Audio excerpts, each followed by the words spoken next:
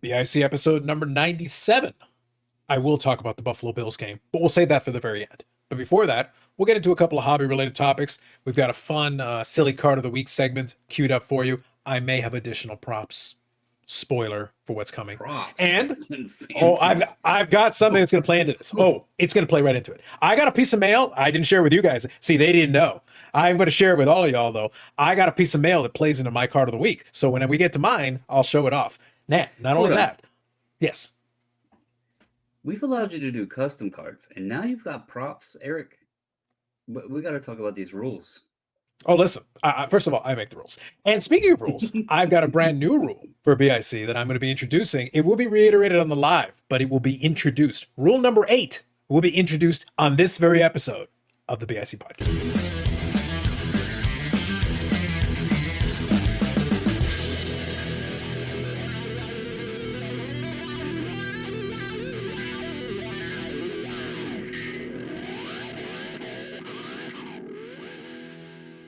See, as we get closer to episode 100 in the Spooktacular, we're breaking new ground here. Not only do we have props for the silly card of the week, we're going to have a brand new rule. All the rules, the previous 7 rules, were all done on the live stream. They were all introed on the live stream. This is going to be the first one ever done on the podcast. History will be made later on in this episode. Before we get into anything else, gentlemen and Eric, how are you? It wasn't a trick question. You go. I'm doing great. I had a lot of fun this weekend. We had another great guest at the shop, Stanley Cup champion and Conn Smythe winner and 2-time Vezina Trophy winner Tim Thomas came in Saturday. Spent over like 3.5 hours with the fans and signed. Absolutely fantastic guy. Very, very down to earth, humble, and I had a moment to talk to him privately, and he says something along the lines of the love that I get in Boston sometimes overwhelms me. And was it overwhelm or scare? Well, he said yes. The answer is yes. He's like a very kind of quiet, humble type of guy, and to have the frenzy that he attracts from fans when he's here in Boston is a little overwhelming at times. Well, I have to ask one question. So I've seen the post, Eric. Are you predicting that the year 20,011, and I don't mean 2011, but 20,011 is the next time that Boston wins the championship? I made a mistake. I hit the 0 twice. You brought it to my attention. I fixed it, and yet you still want to browbeat me. I think I was more concerned. I was more concerned that he received a fake trophy. He got Conn with one N. So I think it's more concerning that he was tricked by the NHL into thinking he had won a trophy for playoff MVP. I added the other N also. Okay. So things have been corrected.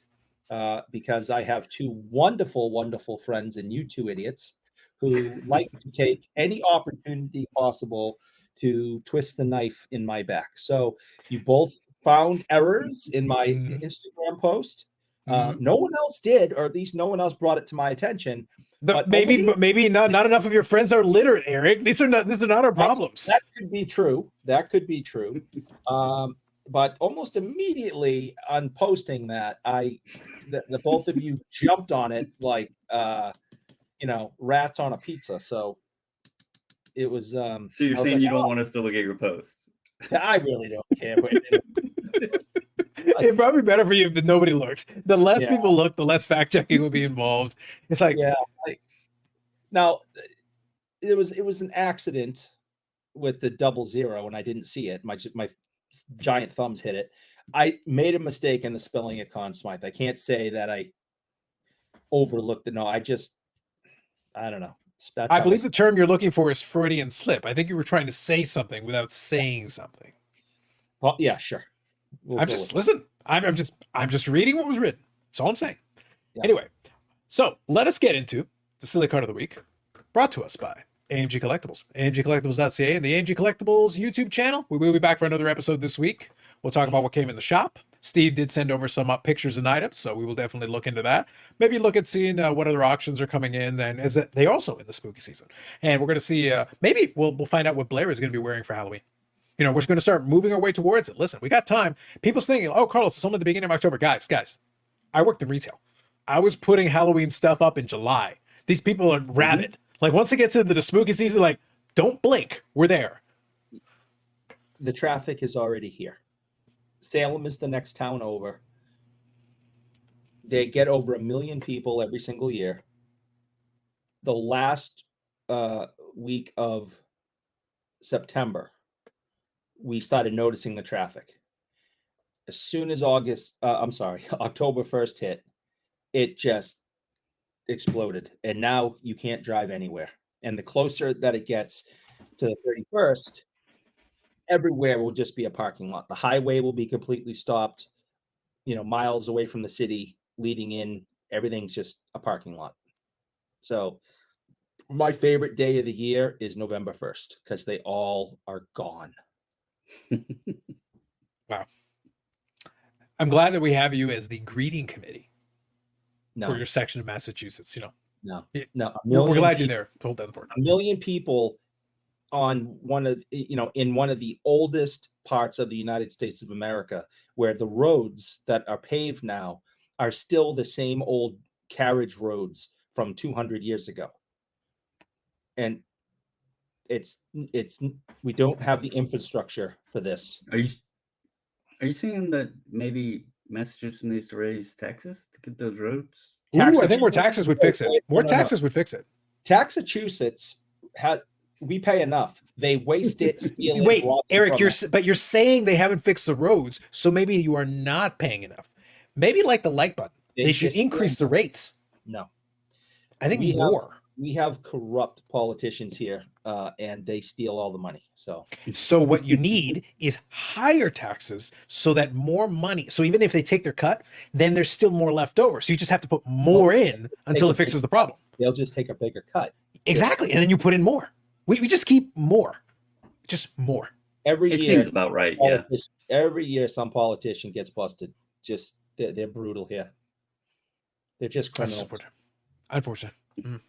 It happens. So let's talk about our silly card of the week. So last week, we had the cursed card. We had that for Brandon bringing that in from Shannon Sharp, having inappropriate relations with a gentleman whose life was ruined at the end of that photograph. We had the Chicken Man from Stadium Club, and we had Comb Over Man. Two of them had the word man in it, and one of them was just #cursed. So this was actually a fairly close vote. So thank you all for the participation. Again, the only true democracy in this world. True. Is the silly card of the week. So we have that there, and the votes are all counted. They are all tallied, and the official result, the winner, with 42% of the popular vote to 36% for the second place winner, was cursed. You all want inappropriate relations between Shannon Sharp and a man whose life was ruined.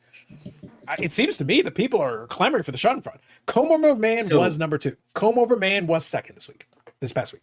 Unbelievable. I did think the card was particularly funny, but I have a concern, and I must admit. that most of the people voted for it? Well, that 42% voted for it? No. It goes deeper, and I am going to turn this into a little bit of a serious moment here, if y'all can believe that. I noticed the 5% more mature. Bring it on. I noticed the votes were down this week. I also noticed that the viewers were down this week. And we all three, and I'm going to speak for the others whether they want me to or not, we appreciate all of you that watch. We love the comments, those that get left, the likes, and the participation in the little silly card thing. My concern is, and this is where the serious note comes in, I really hope that some of it isn't due to the events that took place recently, and that maybe some of our viewers were tied up in that. So hopefully everybody is out there and is safe and everything, because I've been watching some of the stuff because, it's not too extremely far from here. And it's pretty damn catastrophic of what happened in those areas. So I just noticed that, and I wanted to mention it. If it was because of the card, I also want to apologize. I thought it was funny, but maybe the humor doesn't cross over. So I just wanted to take a moment to say that. We just do this to have fun and everything, and we do appreciate all of y'all that watch and comment and participate and all that stuff. And I noticed things were down, so hopefully everybody's okay out there. And we got another. And to make up for it, Florida, you get better, you take care of yourselves, and Oh. then make sure to vote twice. Yeah. It wasn't even Florida, which they're about to get hit now. Yeah, It they're was, about to get North hit really, Carolina. really hard. So Well, then vote quickly. Vote very well with the quickness. Yeah, Florida's about to get hammered. Like I see Tampa, and I don't know if that's where Ham's at or not. I know he talks about the Bucks and stuff, but Tampa's about to get hammered. So See, there's a joke that would have happened on Friday that we'll save for Friday, but the setup was there. I'm just throwing it out there. The setup was there. I wasn't even going that route today. I was being on a serious, the more mature route. More 5% more mature. That is why we're not going to proceed. We're just going to leave it there. But yes, we agree with the sentiments. And yes, we do also thank you for the participation. We do enjoy it. We'd love for you guys to keep voting on it because we do have fun finding these cards. Again, it is meant to be lighthearted, not serious at all. And you're going to see again, with this week's options, you're going to see again, the not seriousness will come into play yet again. All right, so we'll touch on that. One more thing I want to do real quick. I do want to read the comments. So Dr. Copernicus here had a good one. He was referencing Eric directly in it. So this was from the live stream. So obviously, since in the live stream we don't necessarily cover comments, I want to cover it here. Speaking on the last live stream, he said, Eric, you're angry because you're from Massachusetts, which we kind of touched on here. We kind of touched on that theme a little. He just admitted it. It's not your fault. It's not your fault. It's not your fault. We do appreciate a good movie reference. So thank you, Dr. Copernicus. And also another doctor. See? and Bobby needs them the doctors. And that movie was based in Massachusetts. It was. It all comes together, Eric. It all comes together. It all comes together. Beautiful thing. All right. So you gentlemen ready? I'm going to start sharing a couple of the cards. So what we're going to do is I'm going to start off with Eric's card because he did go with a non-hockey card. It's very fancy. I actually own a copy of this card because it's part of the 1976 Top set. So we'll share it, and then we'll get into it, and then we'll do Brandon's card second, and then we'll do mine last because I've got something very special to go along with it. So we're going to do 3 cards here. We'll share them, and we will do a community post where you can vote on your favorite card this week. So let's get into the first one here. I'll start off with number 1. Eric, the floor is yours. Yeah, I wish I could give you some I wish I could give you some background on this like I can on the hockey stuff, but I know nothing of this. I don't know who Kurt Bevakakuakawa is. He's a Milwaukee Brewers player. Yeah. I just thought that him blowing a giant piece of gum and someone about to pop it into his face seemed kind of funny. But I know nothing about the card set. I know nothing about the player. I did see Joe Garagiola up there. I know he's kind of somebody.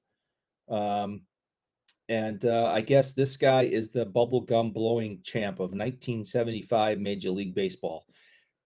So I just thought it was a funny card because I was going through some stuff at work. We had just bought a collection. I was thumbing through some stuff to pull the good stuff out and saw that. And I said, I think I found my card of the week.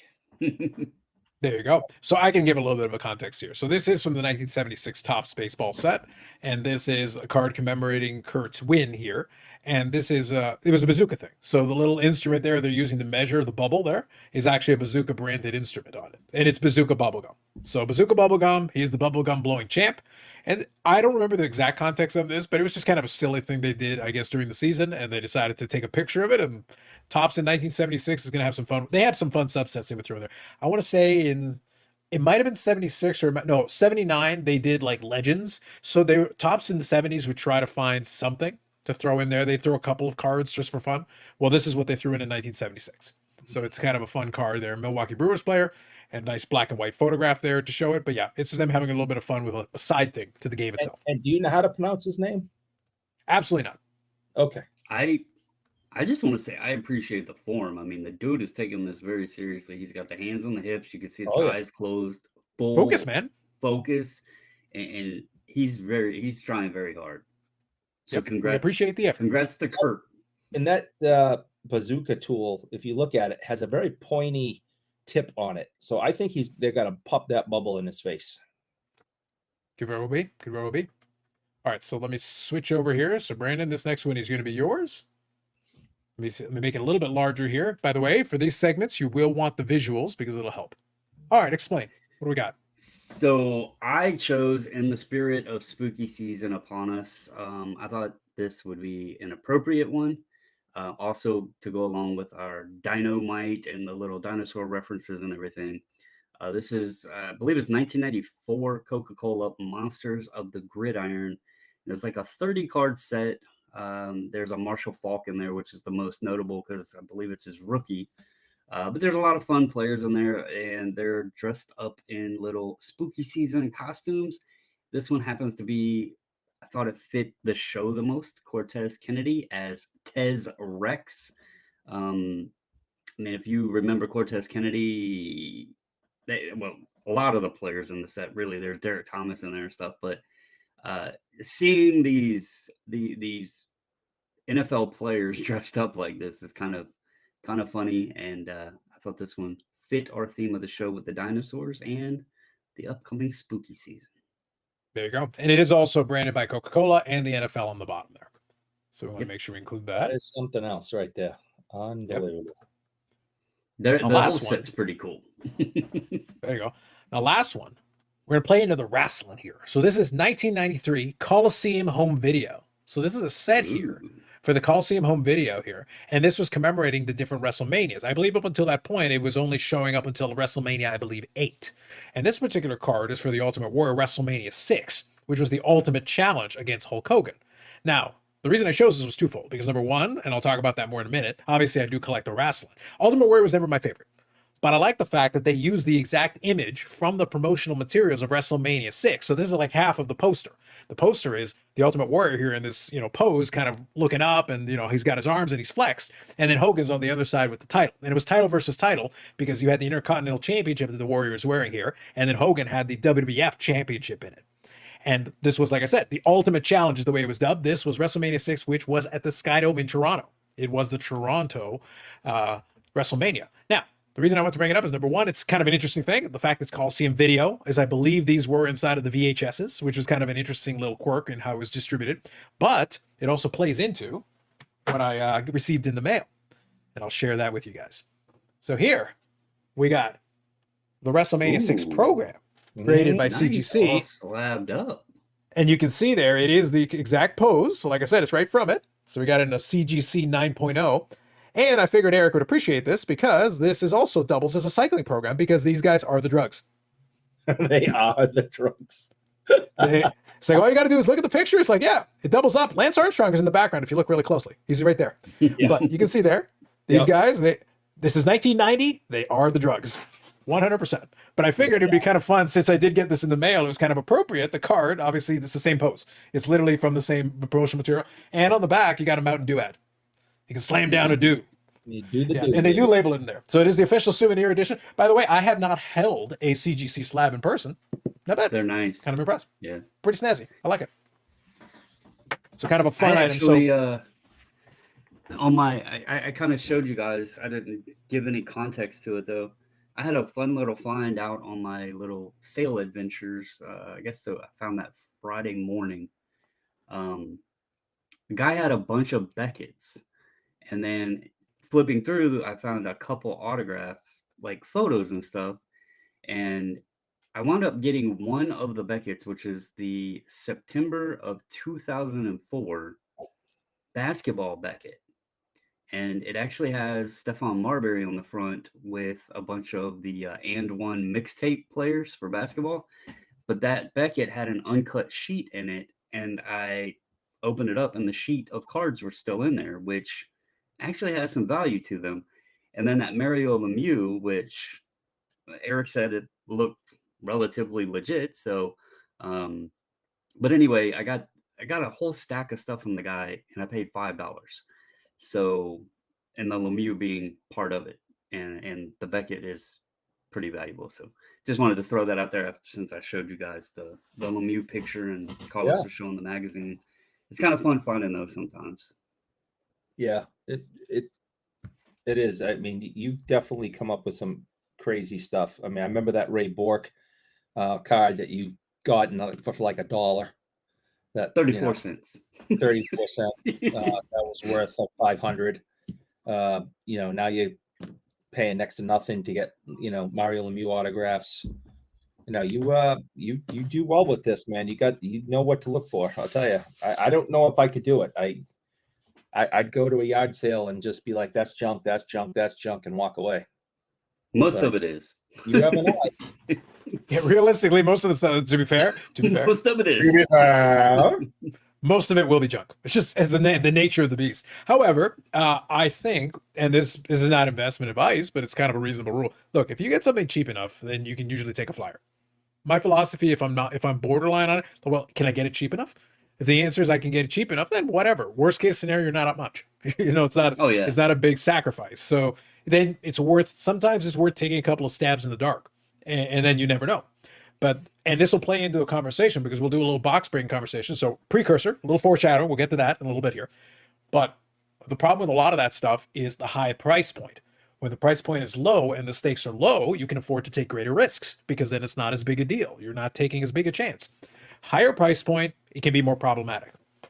Well, since I brought that up and you showed the wrestling stuff, I probably should have texted you and asked you when I was at the sale, but there was more autographs. I didn't get all of them because I just picked out the things that I noticed. But there was a Vladimir Korlov. Is that name familiar? Oh, Kozlov. Vladimir Kozlov. Kozlov. Yeah. Detroit? Should I have grabbed that? Because there was an No. autograph photo of him. A lot of I didn't know who the hell it was. Yeah, so I do know who that is, and he was actually pretty good. But so just to give you a general terms, there's a lot of great wrestlers who sign autographs, some good ones that sign autographs and the like, and there are some that were very entertaining that signed. And this is actually the subject, a little spoiler as well, for on the wrestling channel. I actually recorded a video earlier today that'll be up on that channel probably for Tuesday as well, actually on the other channel as well. But talking a little bit about a couple of different things with 2024 AEW flagship, but one of the things I talk about is autographs specifically. So autographs specifically. And the problem with that genre is they are very fan friendly in terms of that, but it also means a lot of the wrestlers sign a lot. So actually it basically brings the price down of a lot of the autographs because pick your favorite. Most of them have signed thousands of autographs, tens of thousands, 100,000 autographs. And that's like your average wrestler, not to mention the top tier guys. If you can get a Hogan for comfortably under 100, you can go to his shop and get him to sign anything you want. It doesn't have to do anything with anything. He'll sign it, for $1. Ric Flair has signed a ton of things. And these are the bigger names, the biggest names of the industry. Everybody else that falls underneath is in relative terms, they're not as big, but they've also signed a lot of stuff too. John Cena signed a ton. Randy Orton signed a ton. Kozlov was a good wrestler. He actually did some good stuff post-wrestling. He actually had some success in other things. But yeah, he's not necessarily the biggest name. But even guys like Batista, who did well in movies, you can get some of his autographs pretty cheap. And he was Drax. He did very well in that. So he's got multiple things that he's known for now. And even then, the autographs are still relatively inexpensive. That's good news as a collector, though. As a fan, you can get some of these autographs reasonably. It's not so bad. I just remembered last year we had him at the shop, but I couldn't go. I had a family thing, so I didn't meet him. But yeah, we had him at the shop last year. Which one of the names that we said? Kozlov, the Russian. Kozlov, yeah. Yeah, he's not really Russian. Yeah, that's a lot of them are not. He's not Russian at all. That's one reason I grabbed the Lemieux. I mean, obviously, like I said, it was cheap because I got a stack of stuff, several things for $5. But when I seen there was one I almost thought Paul would have went crazy over, but after looking at it, it didn't match up, and then I realized it was the guy's son who also became. But I found a George Allen autograph, and the senior Allen is pretty pricey. The younger isn't, and it was the younger's auto. But there was just so many different ones, and all in the same binder. I was like, okay, it's too eclectic for somebody to be faking these autographs like that. And that's why I was like, you know what, this Lemieux is cool. And like you said, if it's cheap enough, I'll take the flyer on it, because even if, what is it costing me? It probably cost me 50 cents. So, I'll take the chance on that. Makes sense. But yeah, that's kind of the way I approach a lot of those things, is that if you kind of bear that in mind, I think it makes it easier to make a lot of those decisions. Yeah, if you can get some of that stuff cheap enough, it's worth a flyer. A lot of the wrestling folks are not too expensive, which is kind of nice in a way, because then as a fan, you don't have to, pay an arm and a leg, which is good. But at the same time, it also means that if somebody thinks they got rich off it, it's like, dude, they probably signed a lot. A lot of them did. They signed a lot of stuff. So I don't think you have to worry too much about that. But it works both ways. It cuts both sides. All right. Now let me touch on here a couple of things that I wanted to make sure we touched on briefly before we get into the main topics here. Quick thing I wanted to mention. I caught this earlier. Apparently 23-24 Metal Universe Hockey is going to be coming out in a little while. It was supposed to be coming out this week, but I don't think it's going to happen yet. But it should be sooner rather than later. Now, here's something interesting and kind of a quick open-ended question. I'm looking at pre-orders, and I'm seeing pre-order here for 220 Canadian, which for Metal Universe with a Bedard, 23-24 is Bedard. So there's a Bedard PMG potential in there, multiple PMGs. Wow. That's actually not bad comparatively to like normal Metal Universe. That's not like a crazy premium. Yeah, I would think that would be something people were gonna just the problem. The problem is though PMG Bedard's crazy worthy. The problem is, so the last Metal Universe I opened was Matty Veneer's rookie year, and those weren't too pricey, and the product itself just, I don't know if it's because they're making so much of it now, or if it's because the PMGs aren't as difficult to hit, but the box values, it goes back to conversations we've had. It's tough to get your return out of those Metal Universe boxes. And if I had to guess, and this isn't to poo-poo on Upper Deck, I am going to bet that they bloated the products with something to create it, making it a bit more difficult to hit them. And so it's like that shrinkflation thing you were talking about. Yeah. It's probably going to be more boxes than not. I can guarantee that. But even then, at 220 pre-order, I'm talking about 220 Canadian. Knock off 35%. That's not that bad. Like for a hobby box, that's actually cheap. It's a fun product to open, but don't expect your return. Brandon, I don't expect my return from a $10 box. Yeah. Don't get me wrong. It's fun to open if you want to do a couple boxes. We love opening Metal Universe, so I love the product. And that's cheaper than I would have expected it with Bedard. Brandon, that is what I'm trying to get at. That's the part that's throwing me, because I'm looking at an O-Pee-Chee Platinum at $400 Canadian. $400 Canadian for O-Pee-Chee Platinum, and I'm looking at $220 for metal. Like, I don't care if you printed more boxes, that still feels like kind of low. Especially with the Bedard year, where you normally put the Bedard tax on. I wonder if there's been a lack of demand in the product and they don't know if it's going to sell well. That's why I'm curious. Right now we don't have the checklist yet. I know Bedard's in it for sure, but what I want is I need to see this checklist. But what I'm getting at, guys, is here's all I'm suggesting. That price point is very curious to me, given the Bedard tax, given what we've already seen, what it's done to Flagship, given what it did to O-Pee-Chee Platinum, given what it's done to other products that got this way up. I'm sitting there like, look, I understand Metal Universe is not people's first choice, but even the chance at a PMG should be enough to normally have bumped it up a little. That doesn't feel like much of a tax compared to normal Metal Universe. Two other products real quick to look. I don't know what you're looking at there on pricing, but I'm curious on what the EX winds up coming out at, and another one to give a little bit of a glimpse to see what they're doing. There's a Looney Tunes Metal Universe product that's supposed to be coming out, and I thought you were going to mention Ice, because at least Ice is 23-24. No, and Ice is actually out.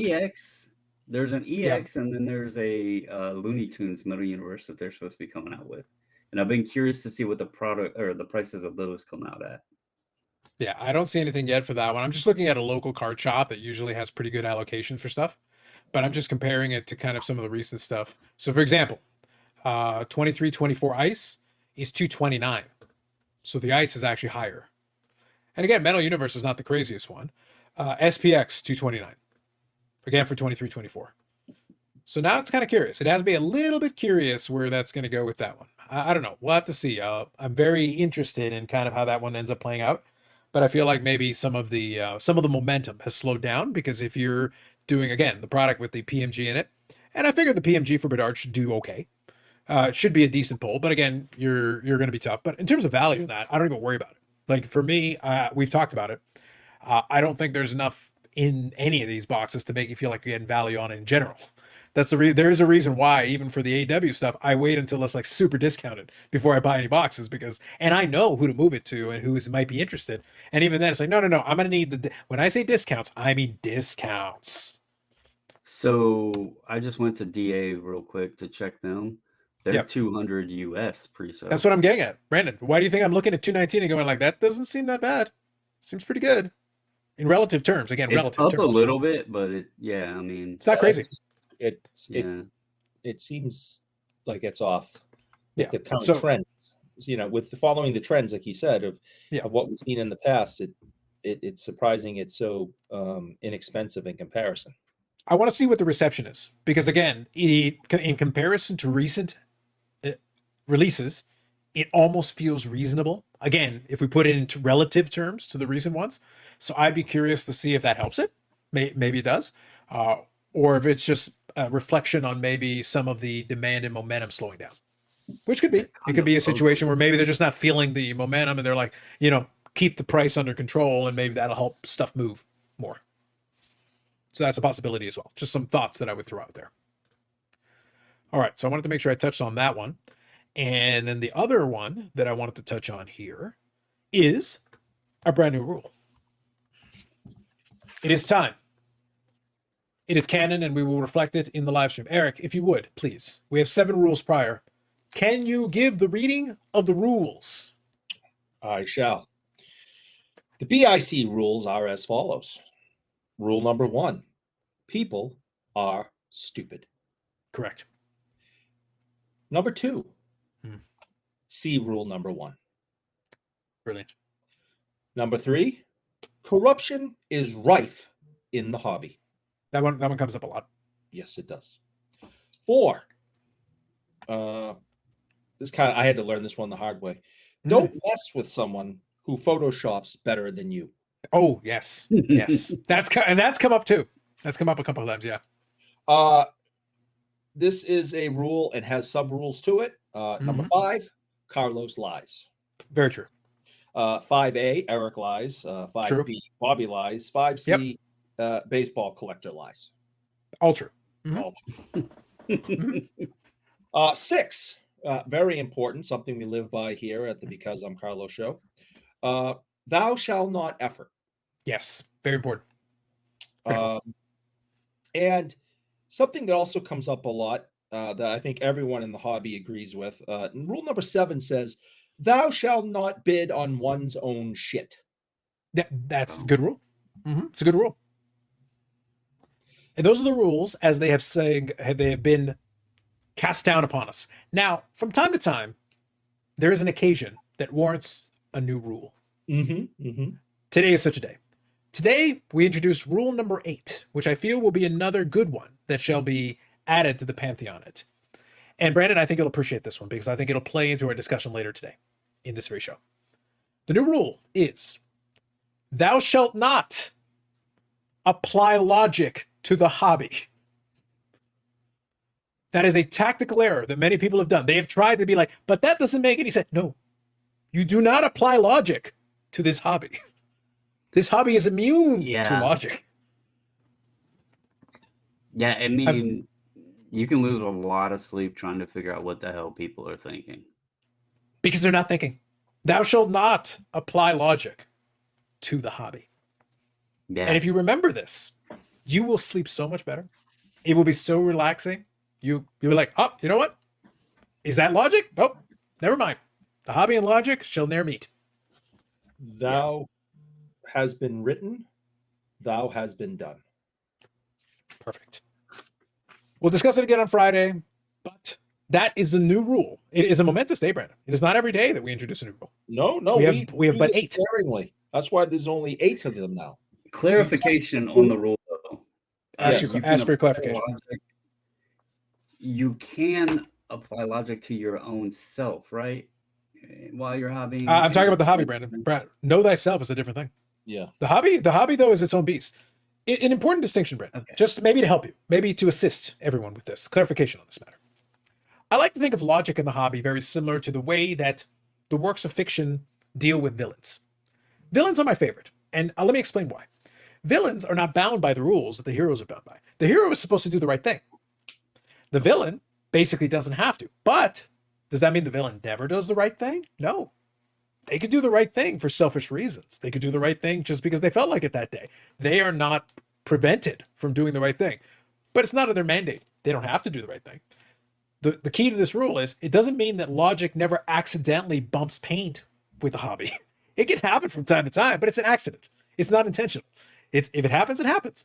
But if you try to apply logic to the hobby intentionally, that's where we all go wrong. Disasters happen. Don't do that. Don't assume that hobby and logic are on anything resembling a collision path. If they happen to meet, hey, it's a happy accident. I think that's a critically important thing. My thoughts about the general discussion that I think we're going to have today led me down that path to thinking about it, and I was writing it down earlier today. I'm like, yes, this is a new rule that shall have to be added. Discussion we're going to have, yeah. Yes. Just as a reminder, we do have a potential rule still waiting for. Yes, we're still pending. The Yes. popes are currently gathering. The cardinals are gathering. Right. They're still working on that one. It's been sitting here. It is in dark ink on the back page. Thou shall not beckon. It's still waiting. Yeah, I'm still trying to think of the best way to word that one. Yeah. That was still in the workshop. Right. So that's why I say, Brendan, it's very rare. We have to be very careful how we apply new rules. But that one's still on the board. We're trying to figure that one out. Yeah, I like it. It has my vote, but I know that's on the back burner. Yeah, I'm going to stay mature, but I would just like to remind you, Eric, of that text that you sent in the group. You talking about the one that'll get him canceled or one of the other ones? Because there's a lot. I don't know. The one that goes against him, saying that he is in vote for "Thou shalt not beckon." I don't recall what you're referring to. Wow. The convenient memory lapses is what we're trying to say here. I've had many concussions. I have had many concussions, and I can't say I remember what you're referring to. Interesting. Makes a lot of sense. So we've taken care of that piece of business. I wanted to make sure we included that. Now, I think the last thing that I wanted to make sure we touched on here before we move on to our topic. Actually, no, I managed to cover all the different things. So we've checked them all off. All right, real quick, I wanted to kind of playing off the card of the week and the other piece of it before we get into the main topic, was that I have noticed on my end, Brandon obviously was able to find a card for his PC, and Eric kind of stays within his lane. So I think within his lane, I think he's doing pretty well. But I have been finding a lot of my safe searches are yielding not great results. I think I was discussing with the guys there, and I was coming to the conclusion that I feel like I've been a lot pickier about it. I think part of it, though, and this is kind of my thought process on it, is that a lot of my collections are kind of mature at this point, in the sense that I've got so much stuff for some of these, like the Medano collection, almost 2,700 cards. At this point, it's like, do I need another one of the same thing that I've got or a similar thing to something I've got? Sure, I could get another autograph, another certified auto. If I'm going to do that, I probably want one that looks kind of cool. I'm being a little bit pickier. It's not like I can't find anything. I can go on eBay and find 100 cards, but it's like, nah, you know what? Not that one, not so much. Even the Not So FL PC, I've got some really nice stuff. Stuff comes up all the time, so there's definitely stuff out there that I can go after. But if I'm going to spend $200-$400, it's like, I kind of want it to be something that I think is interesting, not just something to, well, I didn't buy anything this week. So that's why for me, like, this was a lot of fun. This I saw and I was like, oh, that's sweet. And of course, it's being the Toronto, being at the Dome and everything. I remember this WrestleMania very well. And again, they are the drugs. So like, the jokes write themselves. Like, that's pretty good, man. That's pretty solid. So and again, it's my first CGC graded thing, and it looks pretty cool, and the display and everything. I'm like, you know what? I like this. So that's why I've been having a lot of fun with my wrestling the last little while. Did you purchase that already graded, or did you send it in? That is exactly how I purchased it. So they sent it to me. It was in Canada, so it shipped to here, and came in a box today. And I was like, yes. And I figured it was perfect because when I saw that card, I was like, yes, I can combine the card with the same image with the real item and be able to kind of showcase the two together. I thought it'd be kind of fun. But yeah, I've been looking for stuff like that, stuff that's a little bit more fun, a little bit more off the beaten path. And again, for a lot of since the new AW product came out, I've been chasing after the singles. So at least I've got something that's targeted. I have like a specific list that I can chase after. So it gives me a little bit of purpose and focus. As opposed to the other one where it's like, yeah, it's just kind of general. I'll check the safe searches. If I see something cool, hey, that's great. Maybe I'll make a play for it. But otherwise, yeah, it's just been kind of cruise control on the rest of the PCs. So the next Ship My Cards mail day is going to be like, yeah, there'll be a Not So Fella card. There'll be a couple of Medanos. It's like the rest is all wrestling. I literally had my first ever wrestling only mail day. There wasn't anything else. So I didn't even bother to put it on this channel. I put it on the other channel because I'm like, well, there's no sports cards in it. So there's nothing else I can put on here. So I don't even know. Next mail day is going to skew that way as well. Although we do have a Monty Python reference, which will come in time when the time's right. Anytime that you can work in a Monty Python reference, that's a good day. But that's what I mean. Like, I feel like right now it's almost like I'm almost operating completely in the non-sports realm really here. Like I'm working in the sports entertainment and non-sports realm just because I just haven't seen the cool stuff in my sports cards that I was looking for. Yeah, I think you're making a good point. Like you said, I kind of stay in my lane, and that is true. But I think I talked about this on Friday. I went out of my lane the other day, and it was fun. I have to get right back in though, because I can't start chasing other things. But I didn't have anything from Patrice Bergeron. So I'm like, well, this is going to be a Hall of Famer, going to have his number retired. He's an all-time Bruins great. I watched his entire career. He's Stanley Cup winner. I think I should have some basic things.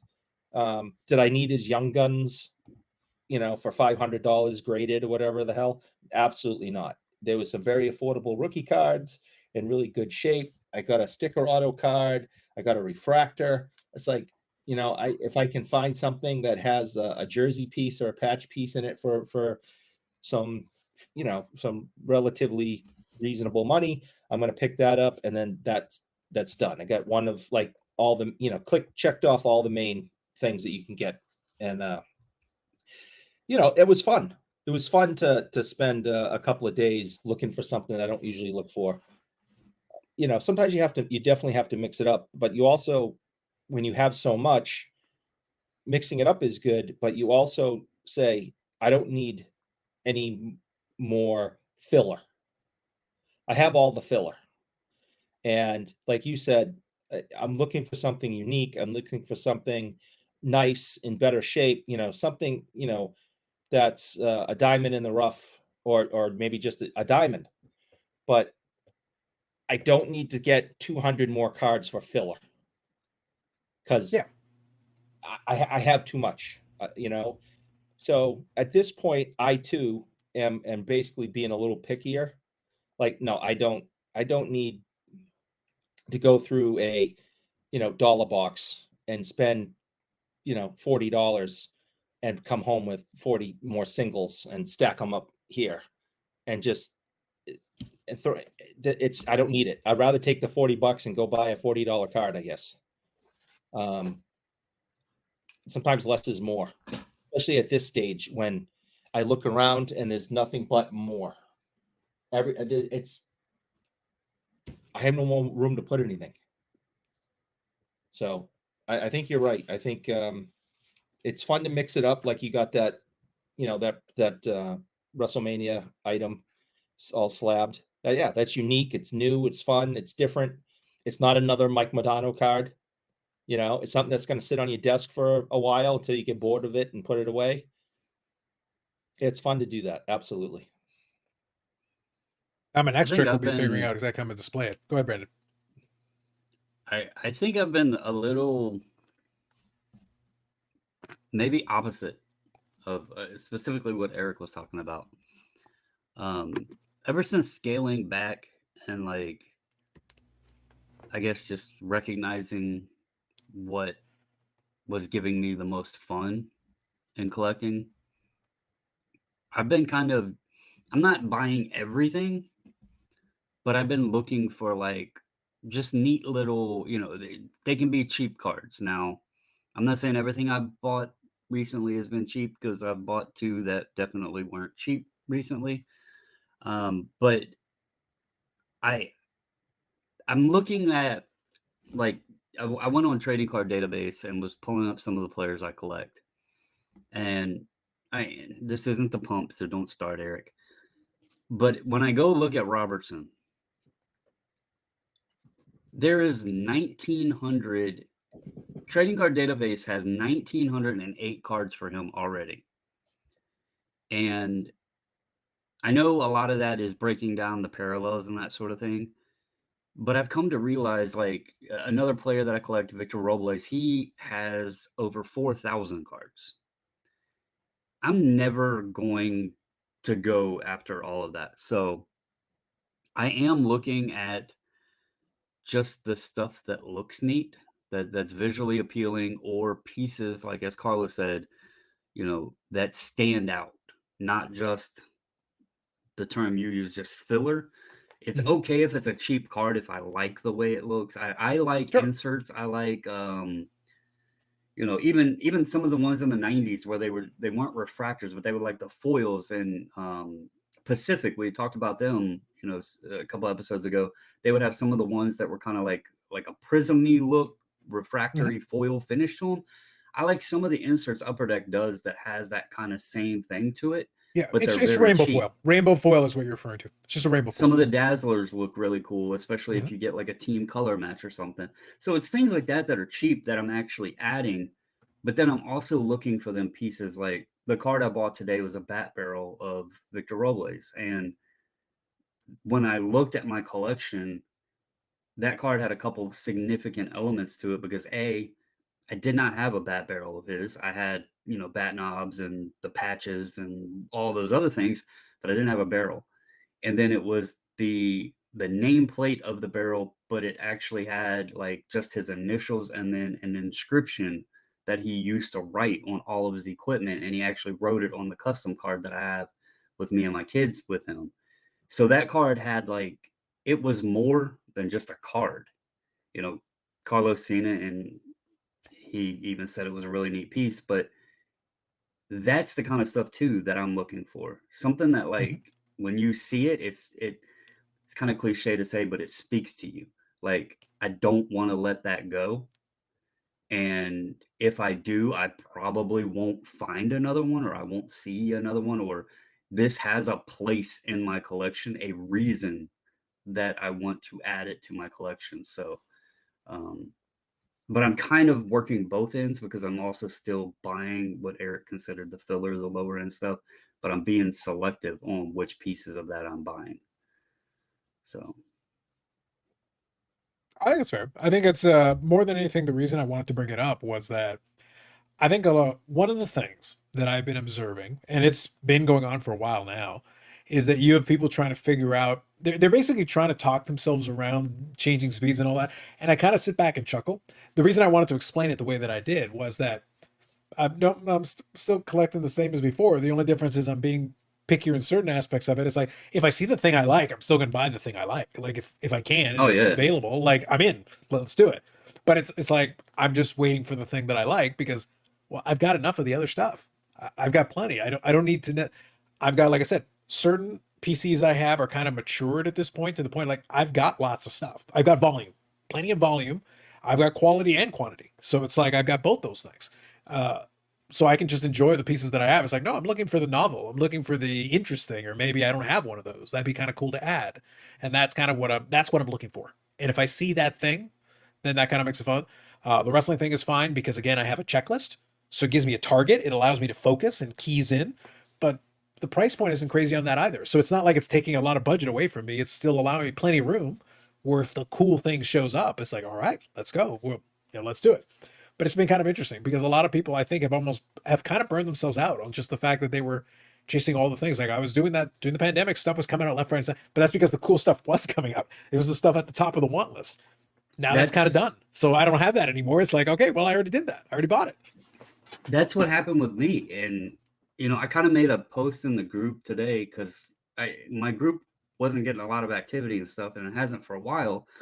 And I've kind of mentioned I'd like to spice it back up a little bit and get people, back interacting and stuff. But I wasn't sharing much because I really, for probably the last 2 years, I'd buy something here and there, but I wasn't buying a lot of anything. Like I had kind of hit let's rein things back in. Let's evaluate where things are. Let's see where how can I get it back under control kind of thing.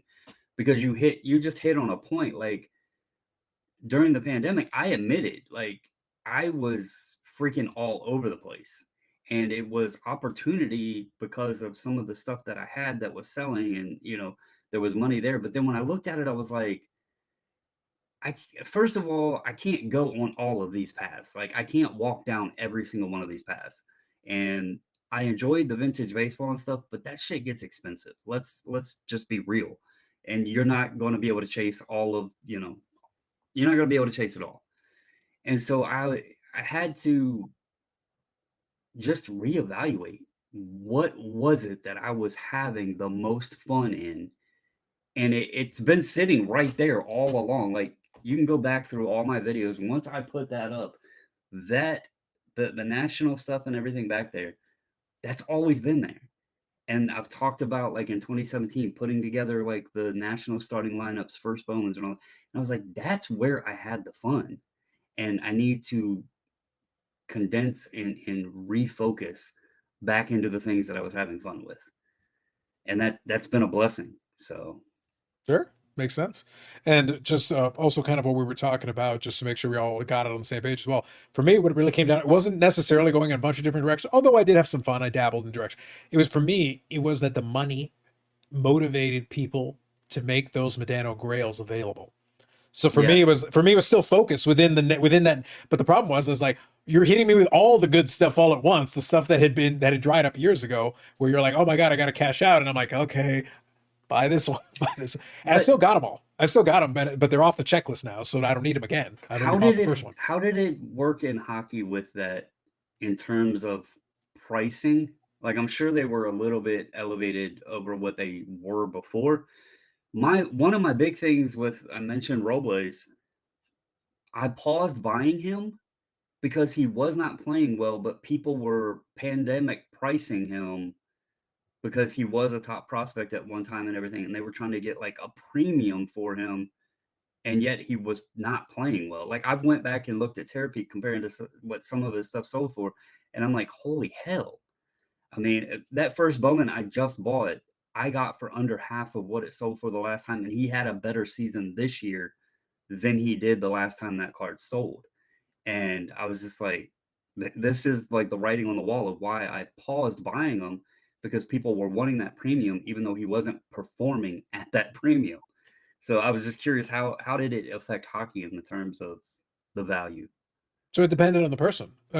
By the time that was all going on, Medano had been long since retired, so performance wasn't going to play into it. What it really was that some of those items had dried up. So even if you wanted to get comps, okay, cool. You want comps? Great. The last comp is 2017. So people were making up like prices and stuff. Like you basically are like, it's like, this is the price that I'm willing to sell it at, dude. I take it or leave it. It is what it is. So it's like, so then my job became like, okay, I know I would like, it's at the top of my checklist. What am I willing to pay for this item?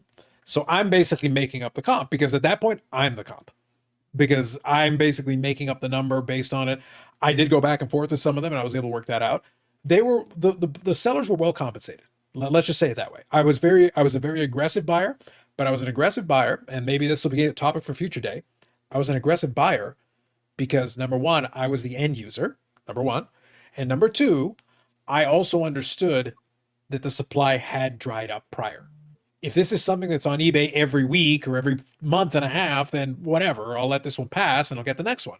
But when the last comp is 2017, beggars can't be choosers. We're not, it's not like another one's going to roll through necessarily. And for some of those items, they haven't rolled through since I bought them. So I'm the last person to buy one because that one became available and then I bought it. To your point, to kind of your question, some of the sellers didn't know what they had. So some of them hit buy it nows that I knew were too low. Like, I don't even need to look it up. I know the price is good. So I'm like, boom, I'll buy that. Thank you. And then for those, so that would happen and I would take advantage of that fact. For some of them, I was able to get a great price. For some of them, I definitely paid quote unquote top of the market, but another one hasn't sold since. So Not like not like have something else to compare it to. So some of them I'm probably going to stay at the top price until the next one comes along, because if somebody else wants it badly enough, they can.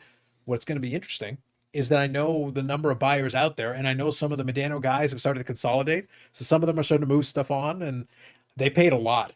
Some of them paid a lot for some of that stuff, and I'm like, yeah, I'm not paying that price.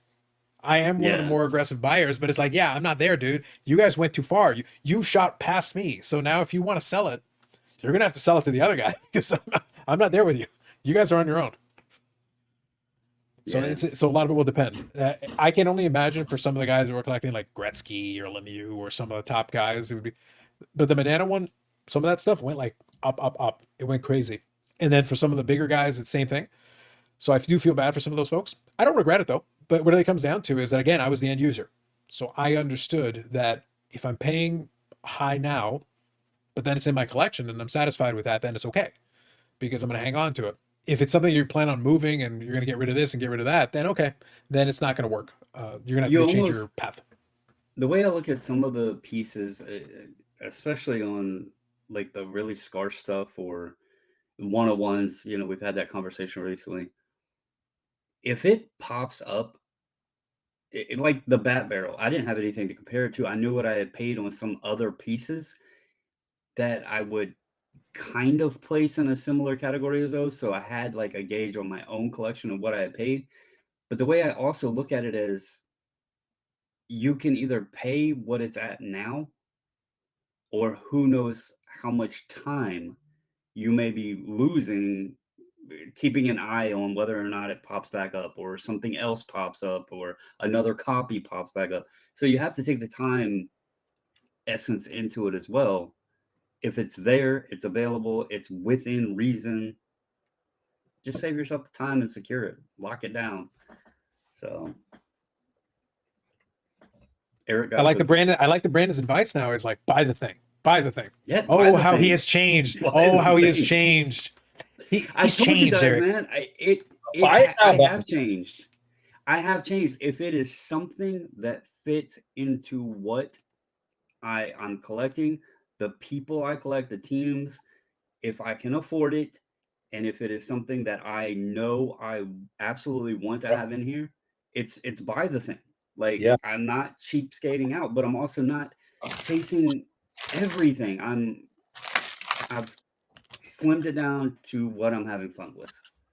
I put out. Eric got ashtrays to start smoking. I see. That's right. And I pretty much stole this one in the Detroit. The first one right there, that one right there is the Chicago Blackhawks, in honor of their great all-time great Bobby Orr. Yeah, that's right.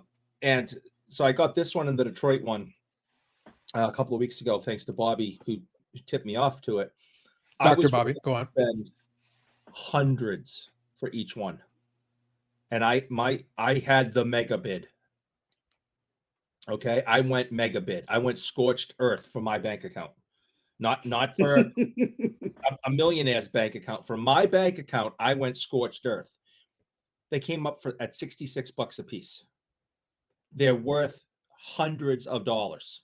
I stole them, but to make your point, these things mean a lot to me. I am 3 away from the entire collection that like very few people have. These are very rare items. Bobby would agree if he was here. They're extremely rare. I have 3 left to get. I went, they meant a lot to me. These are unique. These are important, etc., etc. I don't go scorched earth on things. I'm cheap. We joked for years how I'm cheap, and I'll go without. I'm not spending lots of money. I'm not spending money on a Reggie Lemlin, leprechaun card for $50. I'm not doing that. And yet I went somehow, scorched earth on these things. Somehow, that card ends up in your possession. Yeah, Very I don't strange. know how, but so to just agree with your point, if it's really something that it's going to mean a lot, just buy it. We're only on this earth for a short time. As long as you can afford to pay your bills, feed your kids, take care of your business, buy it. But that doesn't mean every single thing. I say no. Nope. Most of the time. The word nope comes out of my mouth a lot when I'm looking at eBay, and I go, "Oh, I want that." Nope. When's the last time nope came up during a chocolate stick transaction?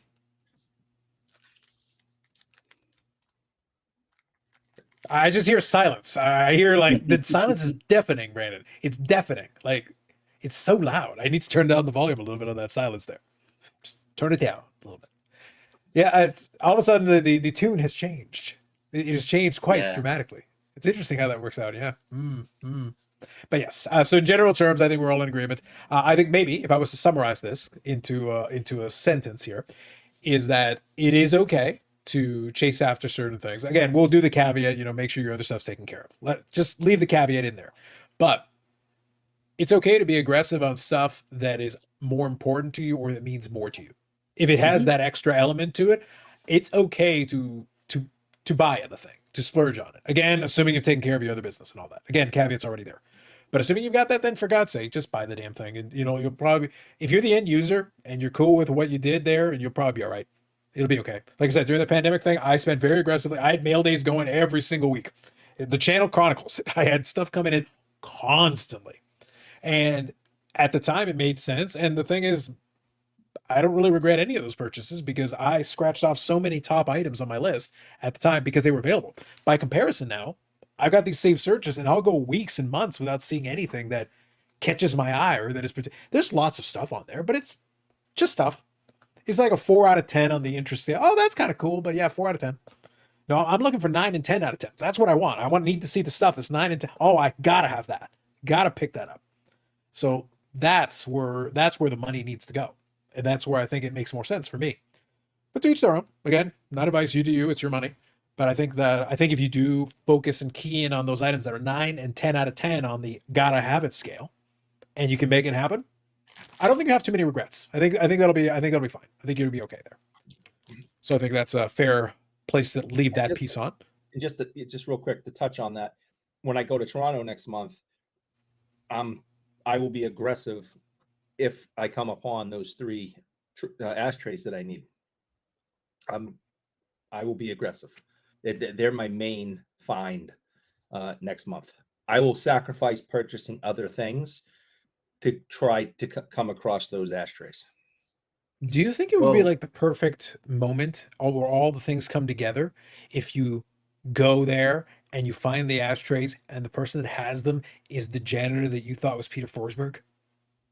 Would that be like the ray of heaven light coming down? Like, oh my God, it's Peter Forsberg guy who's not really Peter Forsberg. Oh my God. I love you, man. It was Peter Forsberg. Whatever you say, man. Whatever you say. It's fine. Look, whatever you want to believe, it's okay. It was very nice. Fine.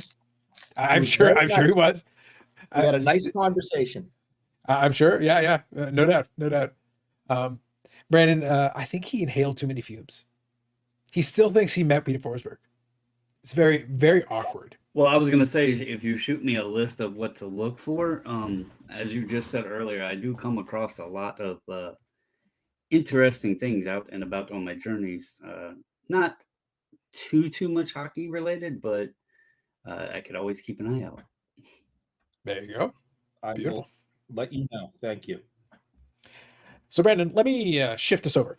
So I wanted to leave us time, and it fits with our new rule as well. So let's actually play into this. Let's talk about box breaking, but we're going to focus in around on the idea of box breaking, a little bit of the gambling element of it. I know you got a specific kind of angle and direction you want to take on it. I'll also add something into this, but let's begin with one thing that'll make it easy, just to save us a little bit of time. Box breaking is gambling. There. 100%. We'll start off with that as the baseline of everything else, so we don't need to keep harping on it. So we're acknowledging this. We're acknowledging this. Going forward, though, how we interpret it, how we choose to interact with it or not interact with it, and those pieces of it, I think, can leave some room and make it interesting. Again, I'm sure he's a great janitor. He's fine. He's like, look, that's literally not Peter Forsberg. Could not be less Peter Forsberg if we tried. And it also looks a little bit Photoshop there, even with the fake Peter Forsberg. Like, does Eric look like a cardboard cutout or vice versa? Doesn't look like a real person. It's not even three-dimensional. Different in that picture. I was wondering. Performance. The shadows and things don't quite work right. And things don't quite work right. remember we said do not Photoshop with people that Photoshop better than you? You still haven't quite developed your skills, but I appreciate the effort. Thank you for trying. So anyway, so do you want to give us a quick lead in on the box breaking thing that led it to the front of your mind specifically? Stay in generalities, but then we can talk about the thoughts behind kind of the general idea. Come right back. Go for it.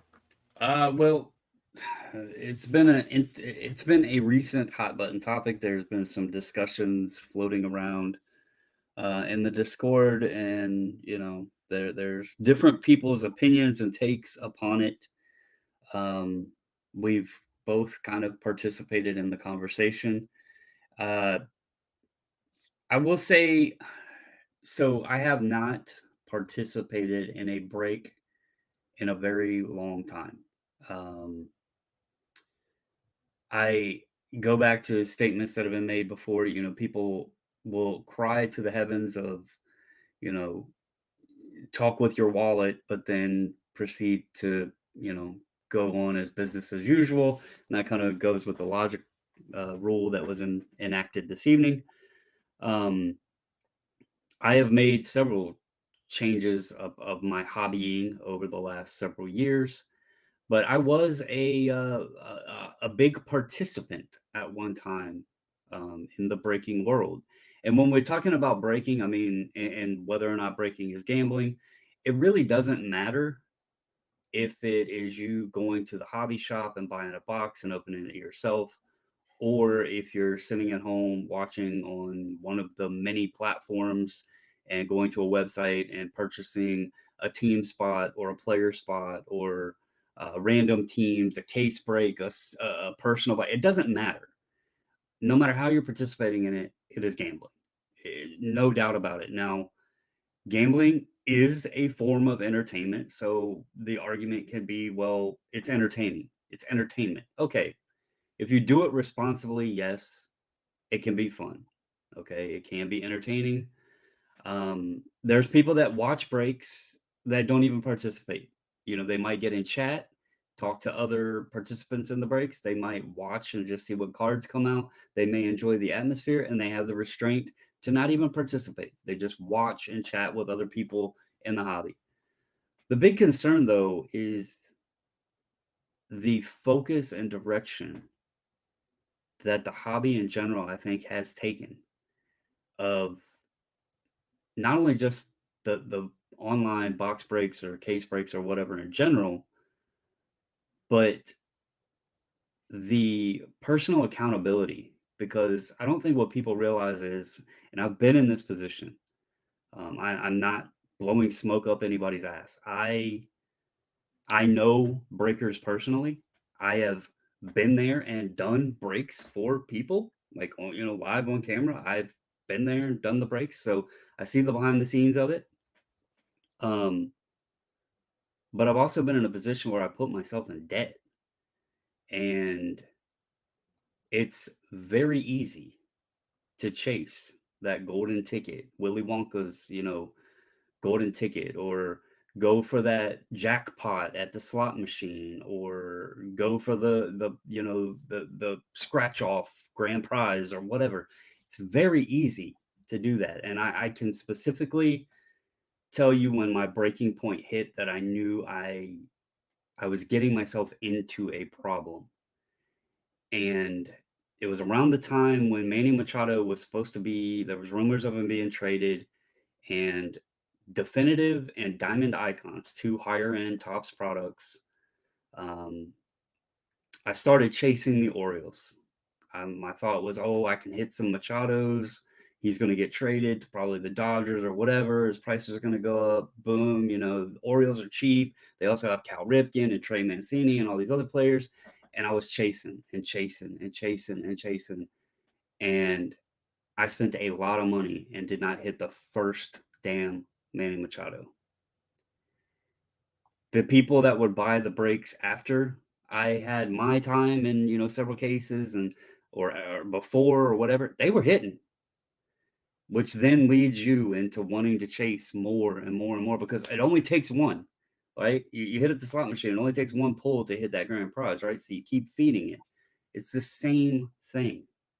You're sitting there and that adrenaline is like, well, let me just buy one more spot. Let me buy in one more case. Let me buy this team. Maybe this team will hit. And then you wind up looking and you're like, holy shit, I just spent several $1,000s, or I just maxed out this credit card, or it. And it's so easy to do, and so many people have that thought of it only takes one. It only takes one hit. And this can be attributed to many things outside of even cards, but the platform, the setup, everything to go along with it is the same. Like these manufacturers are making boxes now. We talked about the shrinkflation thing. One reason for that is to make it easier on breakers. Like, they want the hits there because the breakers don't want to have to sort base cards. They don't want to ship base cards. So they're making these products that are all hits. Why? Because it's easier to break them. They can get through more cases. It's easier to sort. It's easier to ship. Like, the hobby is presenting itself for this form of opening boxes, or presenting the products out there. And I think like I started, it can be entertaining if done responsibly, but you have to identify. Carlos used a very important word earlier today of budget. Know how much that you can have fun with. Know what your entertainment budget is. Don't get trapped into that. It only takes one, because that one may never come. Sure. And then you Now, I got think big ass bills. absolutely. Now, I know, Eric, you can definitely get into this side on the addiction. We've touched on that topic a number of times, but let me kind of present another side of this as well, because everything Brandon said is very valid, because it can create a problem. Now, there's two things that I'm thinking about. I want to kind of present this, Eric, and then you can chime in and touch on a couple pieces here. I think where it becomes problematic, and this is where I'm gonna have a little fun. I'm gonna be a little contrarian here, but it also still plays. We're all agreeing that it's gambling, but I want to kind of present a little different, a little devil's advocate, but also a little bit of things that I do believe as well. So I'll give a little bit of both. One of the things that I think is interesting is that, in contrast to what you're talking about, I was in a break less than 2 weeks ago, because when I do my wrestling, it serves as a useful tool for me. So let me explain how I employ it and how it actually serves me as a tool in my toolbox as a collector. Obviously, I mentioned that I do open my fair share of boxes because I can get a lot of the AEW stuff at a very reasonable price. My box price per box is actually fairly low, relatively speaking. I've also been able to, because I do have some connections and a little network of people, collectors and everything. As soon as I pull some of those cards, they have a home. And because of that, I'm able to open these boxes, and in turn, so I'm able to have the enjoyment of opening the boxes for myself, the personal satisfaction of that. I get them at a reasonable price, good, which means my cost is relatively under control. But then I also know for a fact that if I pull certain characters, I already know that certain folks that might be interested, we come to a deal real quick, it's fast, boom, deal done. I basically had opened those boxes, and within a week and a half the price of the boxes is already accounted for. And Eric, I have sold 5 cards total, and half the price of my boxes has already been accounted for. That ratio, that percentage is actually excellent if you think about it. Like, really? And that doesn't even count like a couple of complete sets that I have, and then some other singles that are going to go are also going to get listed. I just have been too lazy to list them. That's the only reason they haven't been listed yet. Those items are going to get listed. So that's one piece. That's one component of it. Part of the rationale, though, is that I'll open those boxes. I'll try to pull something nice, hopefully for my collection. I'd love to pull something nice for myself. But even if I don't, I have some places where this stuff can go. Now, box breaks, group breaking. Let's talk about group breaking for a second. How is that a tool? Well, one of the folks that I know that participates in one of the Facebook groups that I'm in for the wrestling decided to do a case break. Great. They had the different slots for the different characters. Cool. So I bought the slot for the dentist PC. My spot was $30. So whatever, my into it is $30. Okay. Right. So I get everything that's in there. Basically anything that's in there that gets pulled comes to me. The only thing they kept was the base. Well, I already got a couple sets worth, so I don't need more base. So that's fine. Whatever's in there. Reason that it would work for me is that for me, I'm trying to knock stuff off a checklist. So I want the parallels, or I want the inserts, or whatever the case may be. I'm looking for those things. So in this case, he was able to pull one parallel that is a 1 per box. That's probably about $15 by itself. I already had one, so probably I'm just going to move that on to eBay to somebody else, but it's 10 or $15 right there. And then a couple of other inserts that are $5 and $6 each. Well, he pulled about a half dozen of those. Well, half dozen of them at $5 or $6 each, and then a $15 parallel. Well, guys, I'm in for $30. Did I make 10x? No. Did I quote unquote get my money back? Yes, because it was $30. It wasn't. And then I did also, out of those 5 or 6, 5 of those were actually ones that I needed. So I scratched them off the checklist. So I'm like, great. Instead of having to buy them at $5 or $6 a piece, I already got them. And I took a chance. For me, it was a calculated gamble, because what if he had pulled one of the lower numbered parallels? One of the ones that I'm looking. 12 more boxes gives me, I'm not going to buy 12 more boxes. I'm not going to buy a full case. But it gave me a chance over 12 boxes to get the hits for the character that I was collecting in the first place. So in that scenario, you're 100% right. It can be beneficial. It can be a tool. It can be a tool for right. your purposes. Well, for one, the cost was very minimal. Correct. $30. That's if that's putting someone in a risky position financially, they have bigger problems. Yeah, it did not put me in a risky. I probably spend more on that on lunch. When but on the other thing is, you weren't chasing. Correct. The grand prize. You weren't chasing the jackpot. Mm-hmm. You were. It would have been nice. It would have been nice to have. But if you had hit the golden ticket, it would have been for your collection, most likely. Yep, I'm keeping it. Because that's the person you're collecting. Most of these people doing breaks, they're not. They're looking for that value, that's why I'm offering the other side of the coin. Yeah. That's why I'm offering. I know I'm not disagreeing with anything you said. All I'm doing is offering an alternative way that the same mechanism. Remember, we're both talking about group breaks. We're talking about group breaks, though, when you're trying to get the thrill, the hunt, the chase, you're trying to get that massive hit. I'm like, hey, it would be really cool if I got a couple of numbered inserts of my favorite player. And in fairness, the only issue... Oh, you missed out on To Be Fair. So sad. We can go To Be Fair. And Eric, with your background and some of this stuff, you can probably understand what I'm going to say here. I found breaks solely watching. And I wasn't even watching cards. I was watching the memorabilia. I forgot who it was. Super Break or something like that would make like these boxes that had like bats and gloves and pictures and jerseys. And I thought those were cool. And so I was sitting and watching them. In fact, when I first found breaking, I was scared to like buy a spot. I didn't know who the hell these people were. I didn't know like all of the things that we hear. It was going through my mind. Am I going to like get my stuff? Are they going to screw me over? Is this all rigged? Like it was all running through my mind. And then I took the chance one day and I started buying into breaks, but I was doing it in the fashion basically of what Carlos was saying. I wanted the Ravens. I wanted the Nationals, and I was buying my teams because I was like, oh, I want to collect these teams. I can just buy my spot. I don't need the whole box. I don't need to spend, $1,000 or whatever. I can just buy my team and get my guys. And then I hate to even reference it this way, but it was like the gateway drug. Like you see these other people hitting and you're like, oh my God, this person just spent, and back then the stuff was a lot cheaper. They just, they spent $60 and hit a card that's worth a couple grand. Well, if I did that a couple times, then I'm like, I could buy all of these cards that I want, I don't have to worry about these stupid breaks. I could just go out and buy the big boy cards, right? And that's what it led to. And then it became the chasing because I hit some nice stuff. Like, but what I reflected back on after like realizing what the hell I was doing, I wasn't having any fun. I hit a Giannis auto flawless out of 2. I hit a Mike Trout, Fishboy, and I know the joke is there, but a dynasty Mike Trout, Topps Dynasty and what those are worth. Result.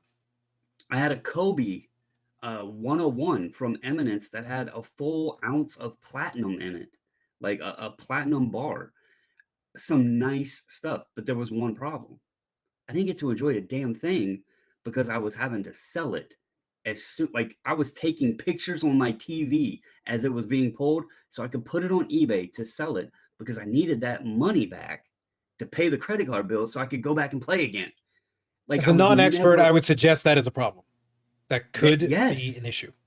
that was. And the sad thing is, a lot of people are having that problem. Agreed. I understand. That Yep. that's the issue with it. Mhm. There are 100% use cases that it can be entertaining. It can be beneficial, like in your case, buying your character or whatever. The problem is the amount of shit that it can lead to that is problematic. Yeah. I was lucky. I had a wife that, she was actually watching the breaks and knew like I wasn't doing it behind her back. And she understood. And I broke down because I felt that I was hurting my family when I realized like when I kept striking out on hitting, and it's a stupid ass player, Manny Machado. Like he has little value, you know. It was the dumbest thing, but it was the talk and all of that, and I got caught up in it, and I felt like I was hurting my family, and that's when it clicked with me. I got to stop doing this shit. Like, and I was a lucky one that I recognized it, and I did stop, and I realized where the problem was. And if I wanted to go buy into a break right now, I would have no guilt, no worry about it because I've been there and I know how like I know what I did wrong.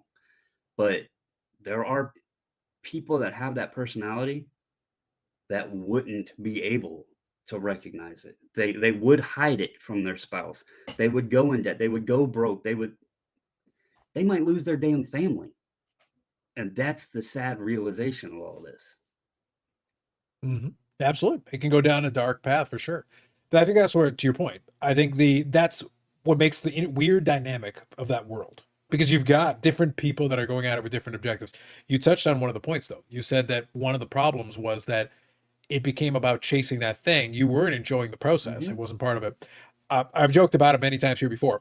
I enjoy a good gamble because for me it's fun. For me it's kind of the entertainment of it. If I'm not entertained by it, it doesn't do me any good. But because a lot of times, honestly, it's like, yeah, I'm not going to win enough money for me to care. It's not to downplay anything, but it's like, yeah, I win in one of these bets, so to speak. Yeah, I'm not making life changing money, so it's not going to change anything for me.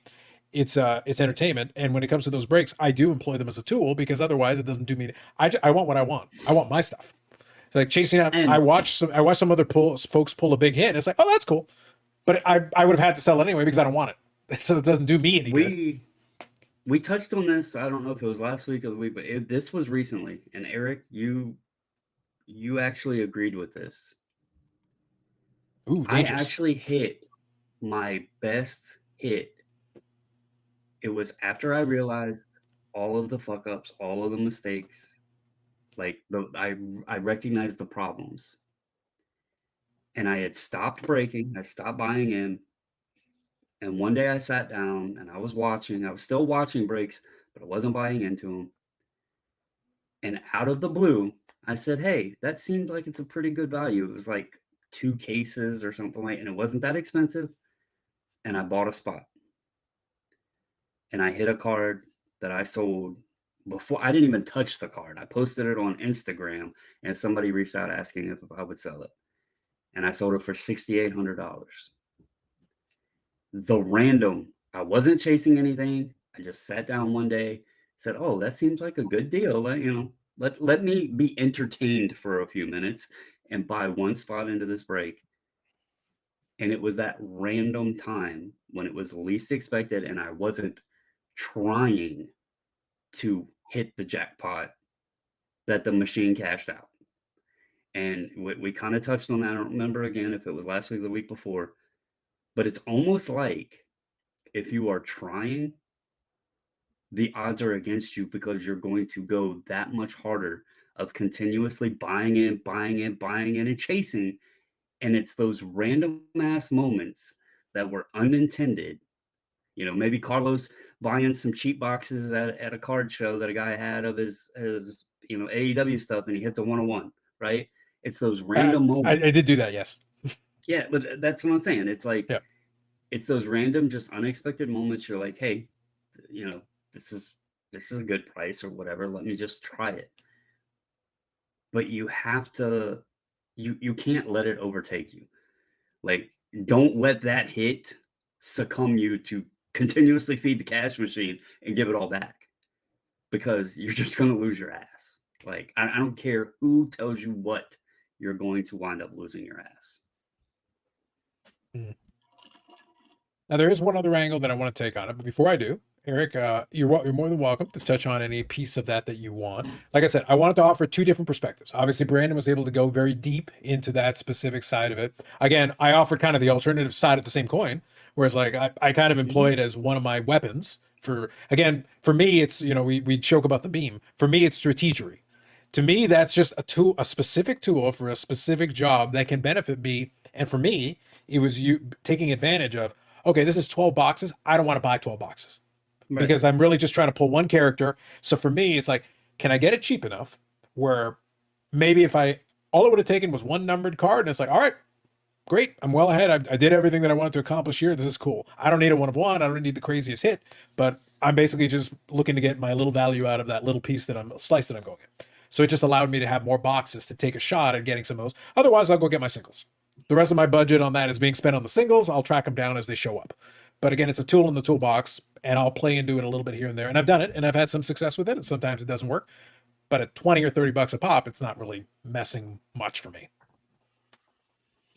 So, as you guys know, we're 5% more mature here. But when over the last, 4, 5, I've lost track, 4 or so years that we've been working together like this. Anytime this subject matter comes up, and the subject of addiction, no matter what someone might be addicted to, you guys know me that I take it very, very serious. I don't joke around. I've been sitting here listening attentively, and all I can say is that both of you did a very good job discussing it, making the points, hitting on the important stuff. I really don't have too much to add. I could spend another hour and a half discussing this. I don't think it's necessary that I ramble on, because I think I'd be hitting a lot of the same points that you guys did such a good job discussing.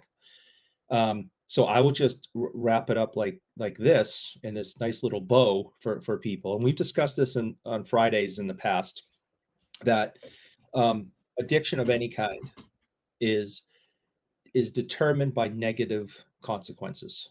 So if there are negative consequences to a behavior, and yet the next time you participate in that behavior again and again, there's negative consequences, and then when the opportunity arises again, you participated in again and again, there's negative consequences, and this cycle of abuse continues, then you have an addiction. And you're gonna have to make some serious choices about whether or not you want that to stop, and what you're gonna be willing to do to make that stop. Brandon talked about he was heading down a bad road, got himself into a little bit of deep water. He had a lot of good family support. He was able to turn that around. That's the best story that could come out of it. He didn't lose the house. He didn't max out the credit cards. He didn't put a second mortgage on. He didn't get a divorce. His kids are still talking to him.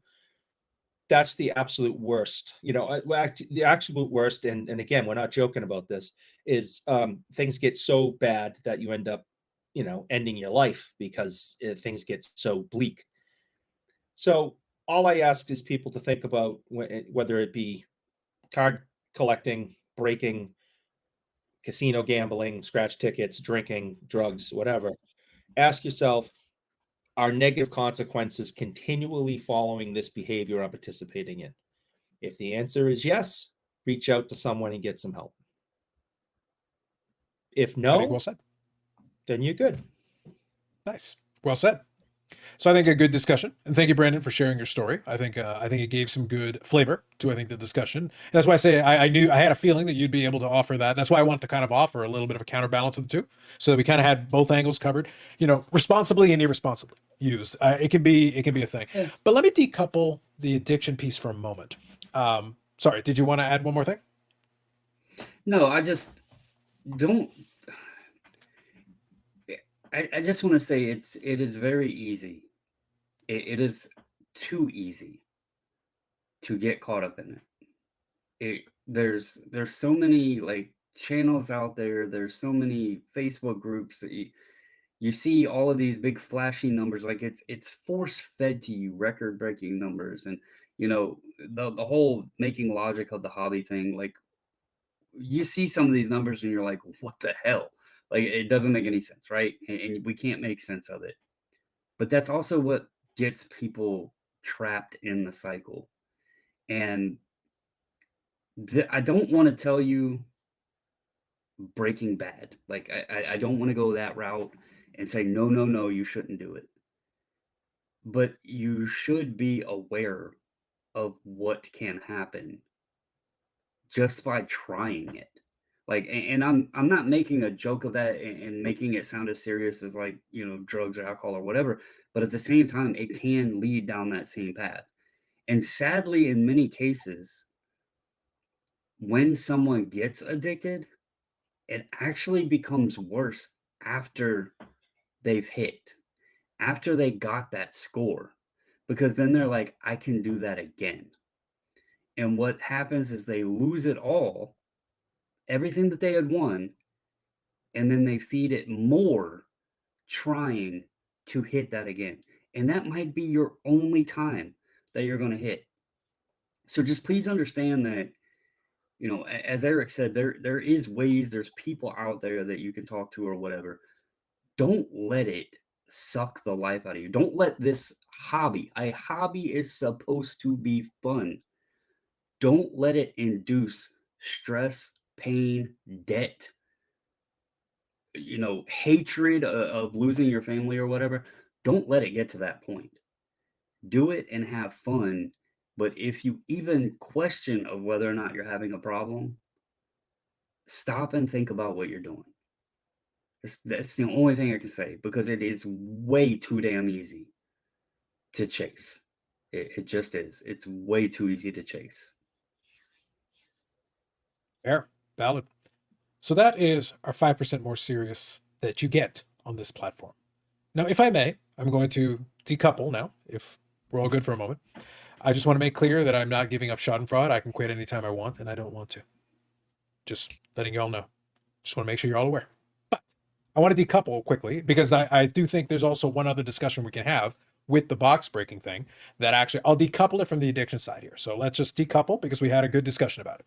But let me ask a question. Let me pose a thought that I thought would be interesting. And again, I had a chance. See, during lunch, I had a chance to be very productive. I had a chance to sit down and think of some thoughts on this. He definitely did spend more than $30 on lunch, because he had a hell of a plate to have this much thinking going on. Let me tell you, we're getting our money, Brandon. We are getting our money's worth today. We are getting our money's. Let me tell you. Woo.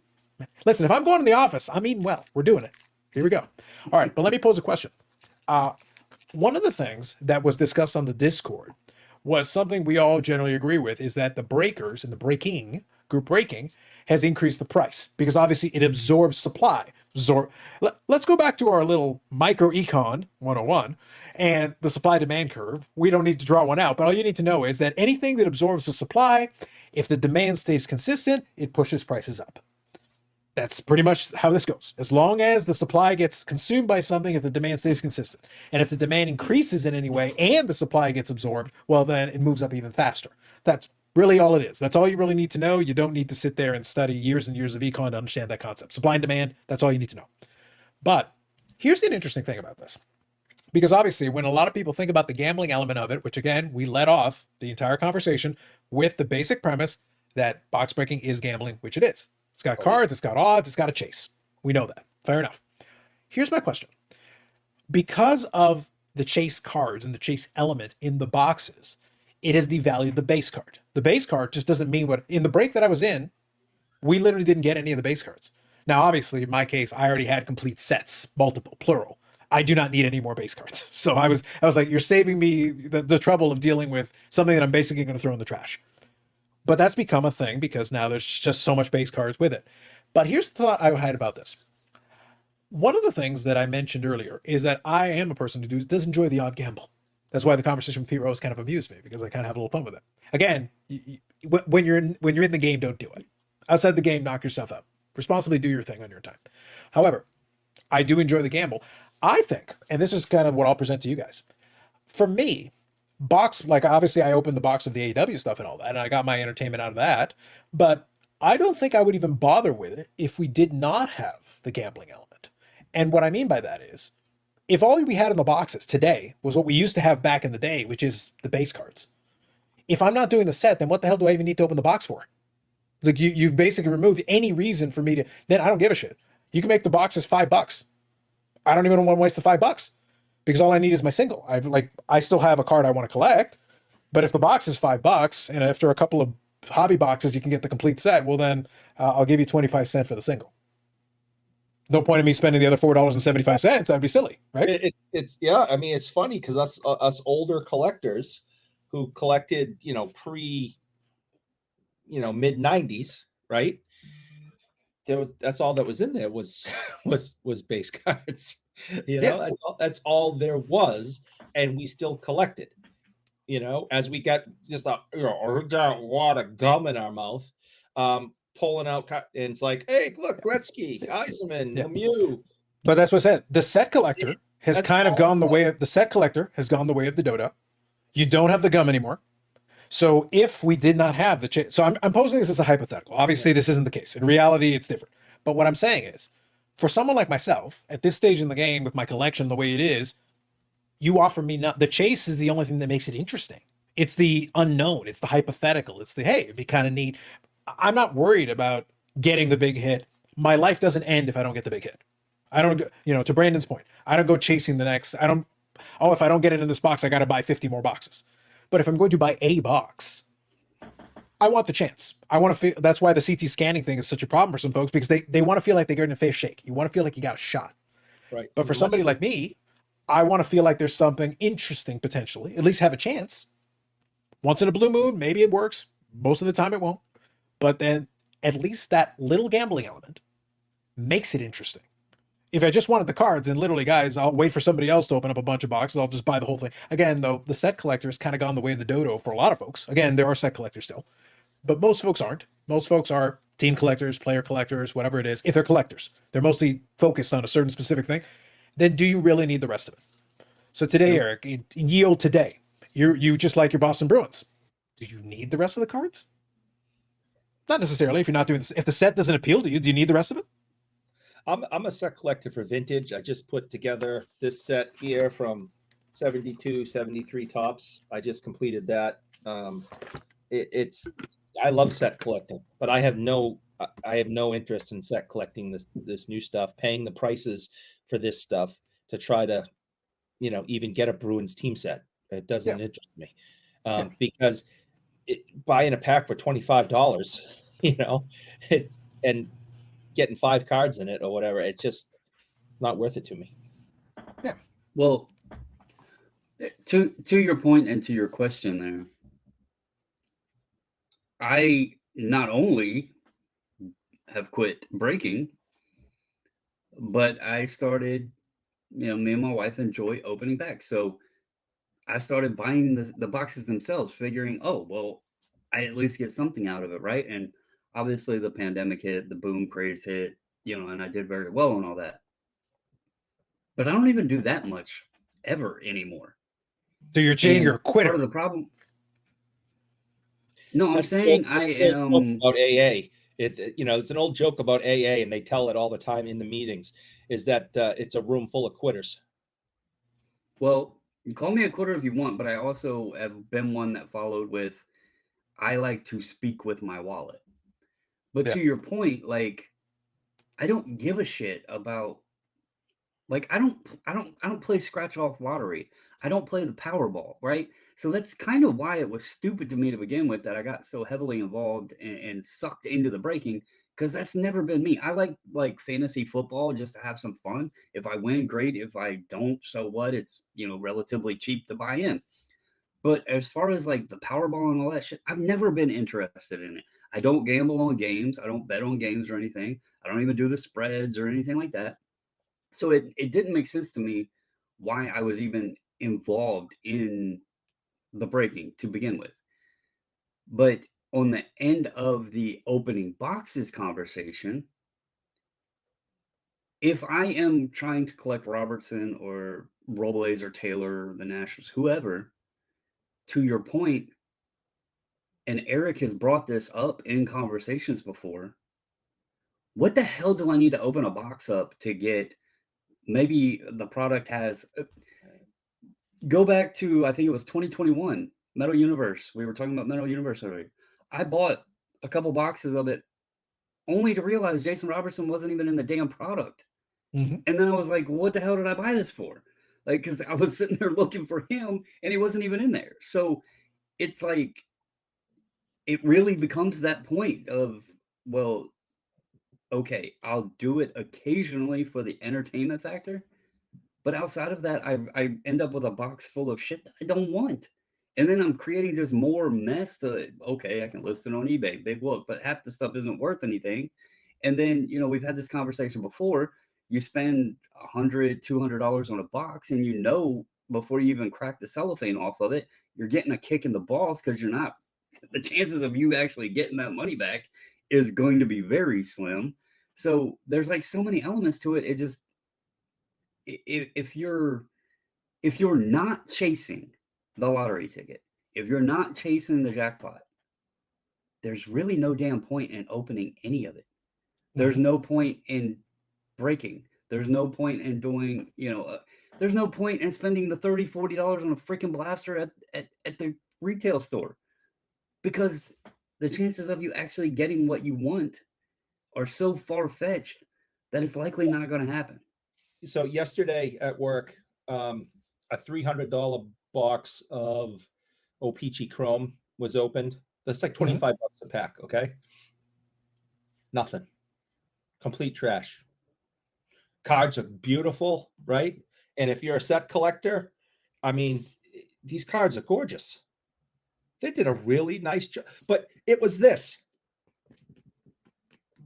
No one is even admiring these things anymore.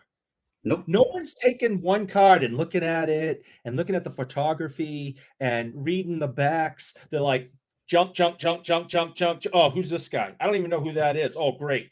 I got him. All right. I sat there and watched $300 get spent, and every pack just made the person more and more miserable. And I'm just sitting there laughing. I'm just like, I don't get this hobby anymore. Which brings us to our newest rule.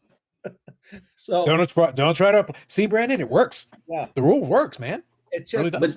$300 I don't know out the window, and just the person didn't have fun and enjoy it. They were miserable. I don't know if we were taking the conversation down the path of what some of the discussion has been in the Discord with, like, is breaking and inflating the box prices. I know you mentioned. So there's a reason why. So yeah. I wanted to make sure Eric finished the story there, because it's fair and it plays into. And I also want to make sure, but let me bring us back here because I want to make sure we focus on something, and then we can touch on the price part of it. The point that I was making was that the idea of it raising the prices is accurate, but a lot of people, when they lament the gambling element of it. So the reason I was bringing up the question, the reason I posed the question, is when a lot of people are lamenting the gambling element. That's the reason why I gave you an alternative example on the addiction conversation. But let me give you an alternative example, the other side of the coin here. A little devil's advocate, but also I do believe it. Depending on the person involved in it, for some of us, and I'll only speak for folks like myself, the little gambling element on there is the only thing that makes the box opening interesting. Because if it isn't there, again, going back to what I said earlier, I don't need the majority of the singles. So for me, the enjoyment is to have the unknown. It is to have the possibility, be remote as it may be. But a lot of people will look at value proposition because that's a big player into what Eric was talking about, right? The same box break probably wouldn't have been as egregious at $50. If it had been a $50 box and he had gotten the exact same thing on it, he might have still been annoyed, but it's not nearly as painful. It's a lot less so, right? So the per pack price suddenly drops by quite a bit. So it's not nearly as egregious at that point. My point is, I don't care if the box is $10. If you remove any element of chance from it, and it's like, well, you can have the base, because again, if we go back to the old days and all there is the base set and that's all that's in there, I'm not interested in opening the box at $5. Now, can I ask a question on this? And I'm going to kind of try to tie in a few pieces from this conversation together. All right, but can you do it in the form of a Jason Robertson pump? So go ahead. Yeah, you're best at that. Okay. I believe in I'll you. do my best. I'll do All my right. best. So We believe in you. we're agreeing that breaking has increased the price of the box.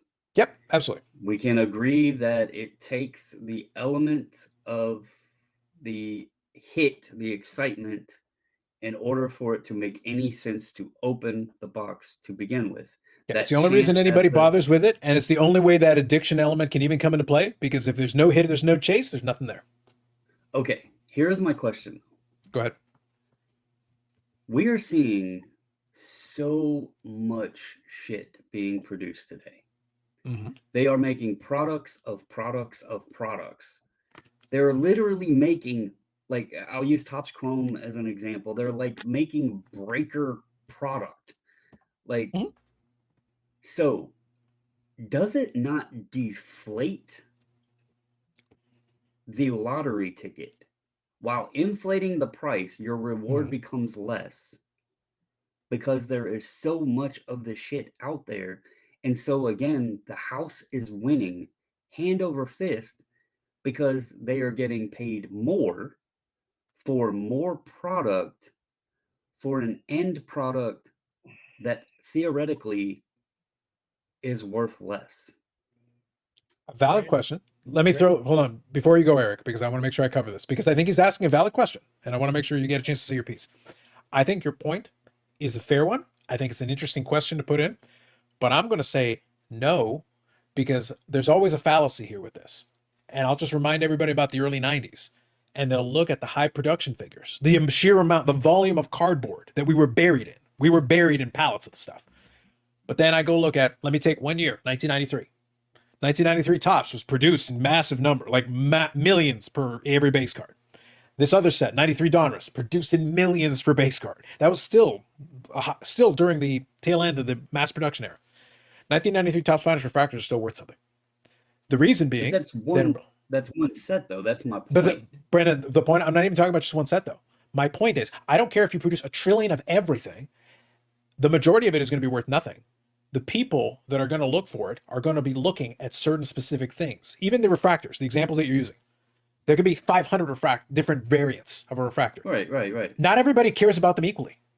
It doesn't matter that there's 500 variants. The purple aquamarine, Argyle pattern version, maybe there's one guy who cares. Well, the supply is the supply, but the demand is nothing. If they like the gold refractor, then they'll ignore the rest of it and they'll still like the gold refractor. And the gold refractor will still hold some value because they'll fixate on that one because that's the one they actually like. But that you just hit my point. Yeah. Because let's use a product like Bowman Chrome that's had a rainbow for a decent period of time. Yep.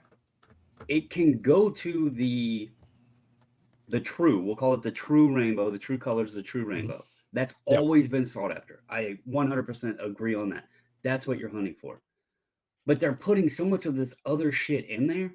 And we see it sometimes in the Discord with like the way people are talking, oh, this one's underappreciated.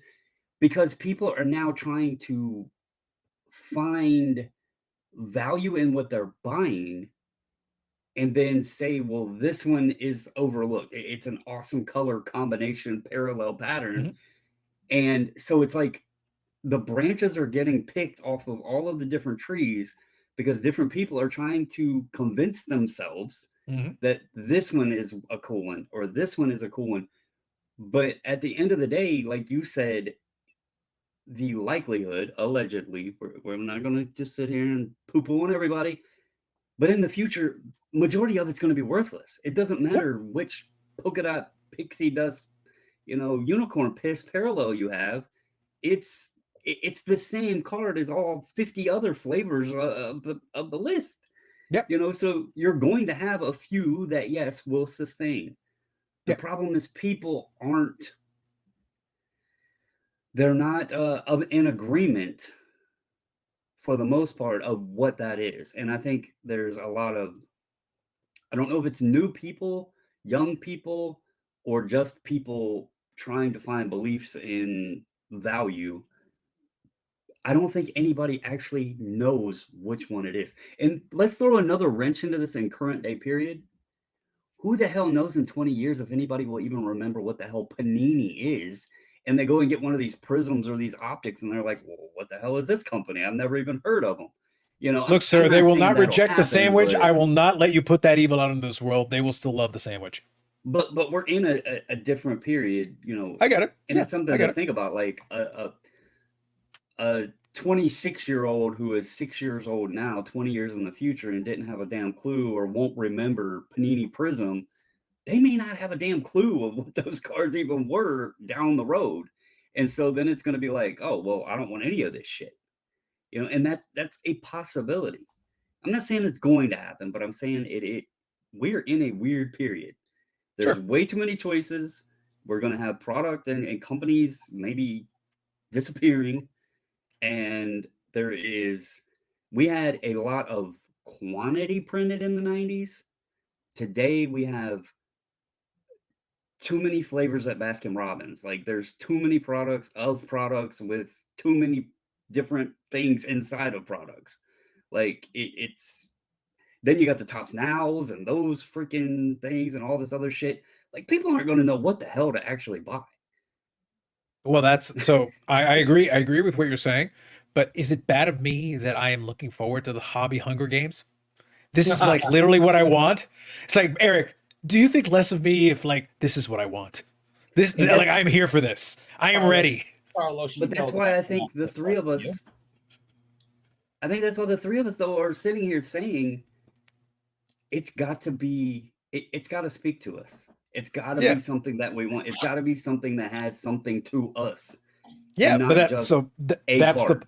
that's the point here. So all your statements were completely fair and valid. My counter is sounds great. Because what you're talking about is did I mention that I love Schadenfreude? Have I mentioned that? Have I pointed that out? A little bit. So the point though is it's okay. The reason why I brought up the 1990s thing, the reason I brought up that whole thing with the 93 is that we did have a lot of sets. We had a lot of brands. We had a lot of sub-brands within the brands at that time. If I asked somebody in 1993, they're like, there's too many damn sets. There's too many versions of these sets. I'm confused, whatever. If I had asked somebody in 1998 when Topps Tech came out, I don't know if you guys remember Topps Tech.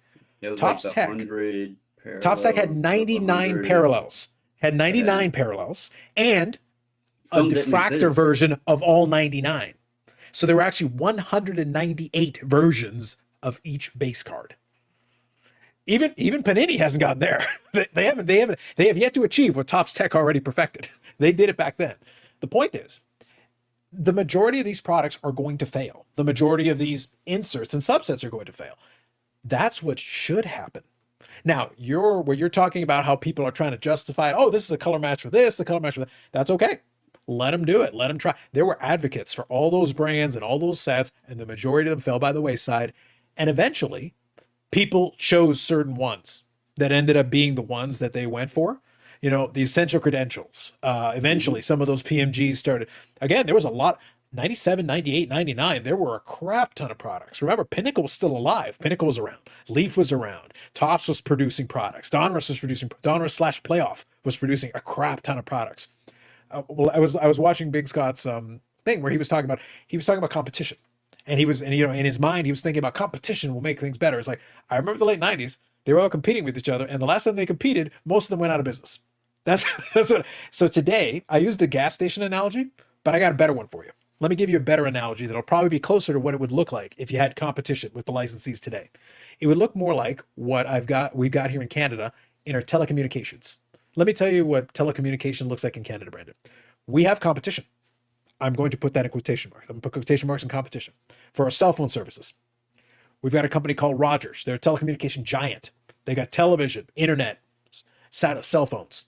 Okay, great.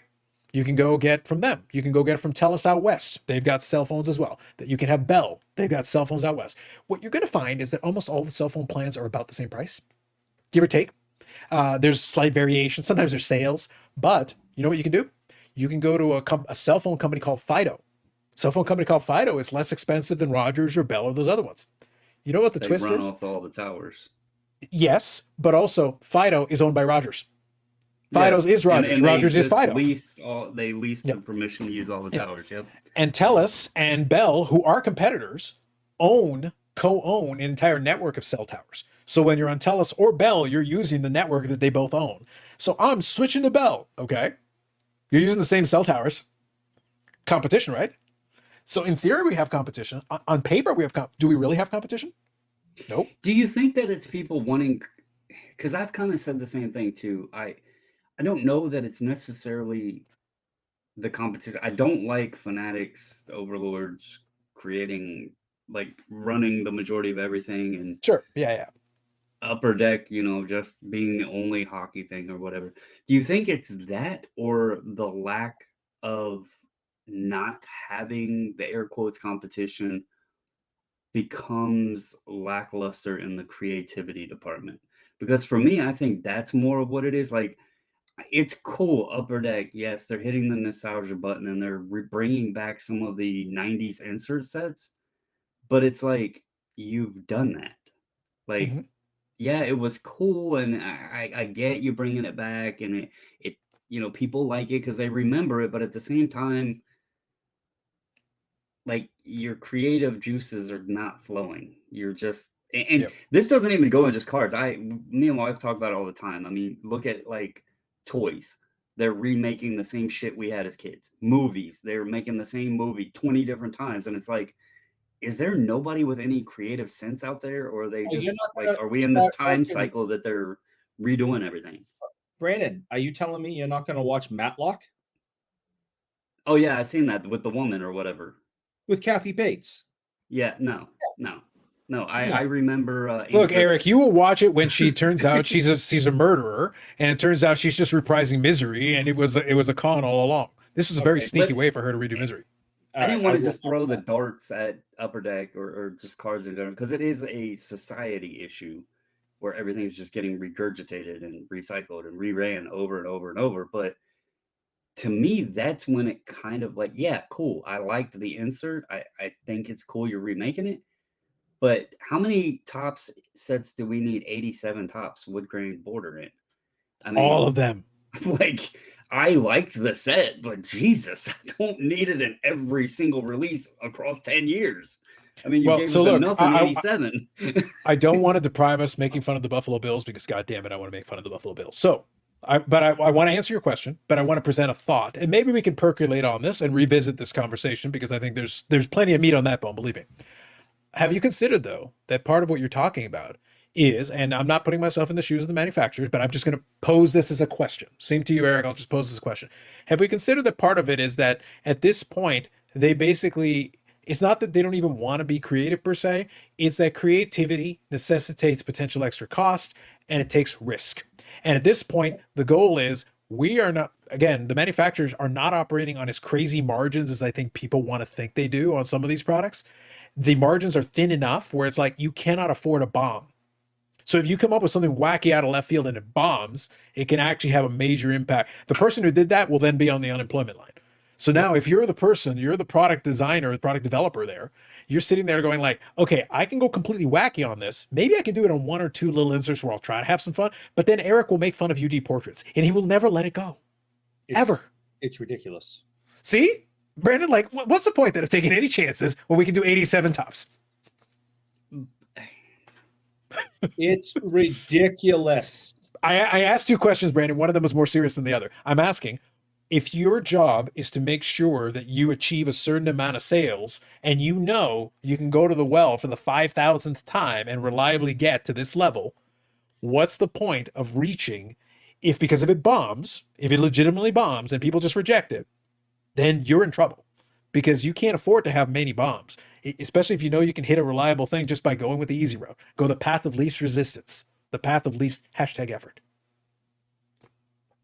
What's the incentive to try if you don't think it's going to be a home run? Fix it. Yeah, it's Yeah. the if it ain't broke, don't fix it method. And if it's worked, Yep. let's use it again kind of thing. Yep. But I just wonder, like,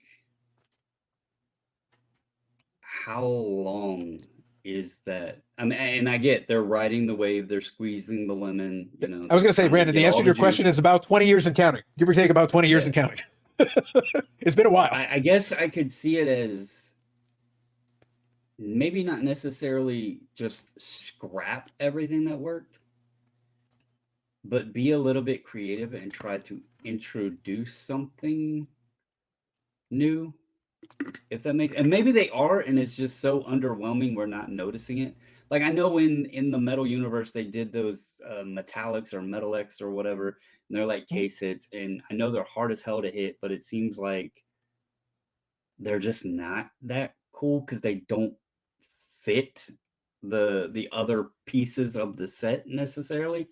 So maybe that's what's happening is they're trying to introduce new things while giving us something that they know we enjoyed, and it's just underwhelming because it wasn't done that good, so it's being ignored. It's not catching on like that old stuff did. Maybe that's what it is. Maybe it's there and it just sucks or something. And Well, Brandon, look, I said it half jokingly, but I'm also being serious. If every time they try something that's a little bit out of left field, Eric tells them to stop making UD portraits, or you refuse to acknowledge the glory that is retouched with a tooth and a dentist implement in the back. that sucks. If every time you can see, Brandon, then what's the point? 87 tops it is. All right, we're going wood grain board is 87 tops. You asked for it. That's what you're getting there. Yeah, it sucked.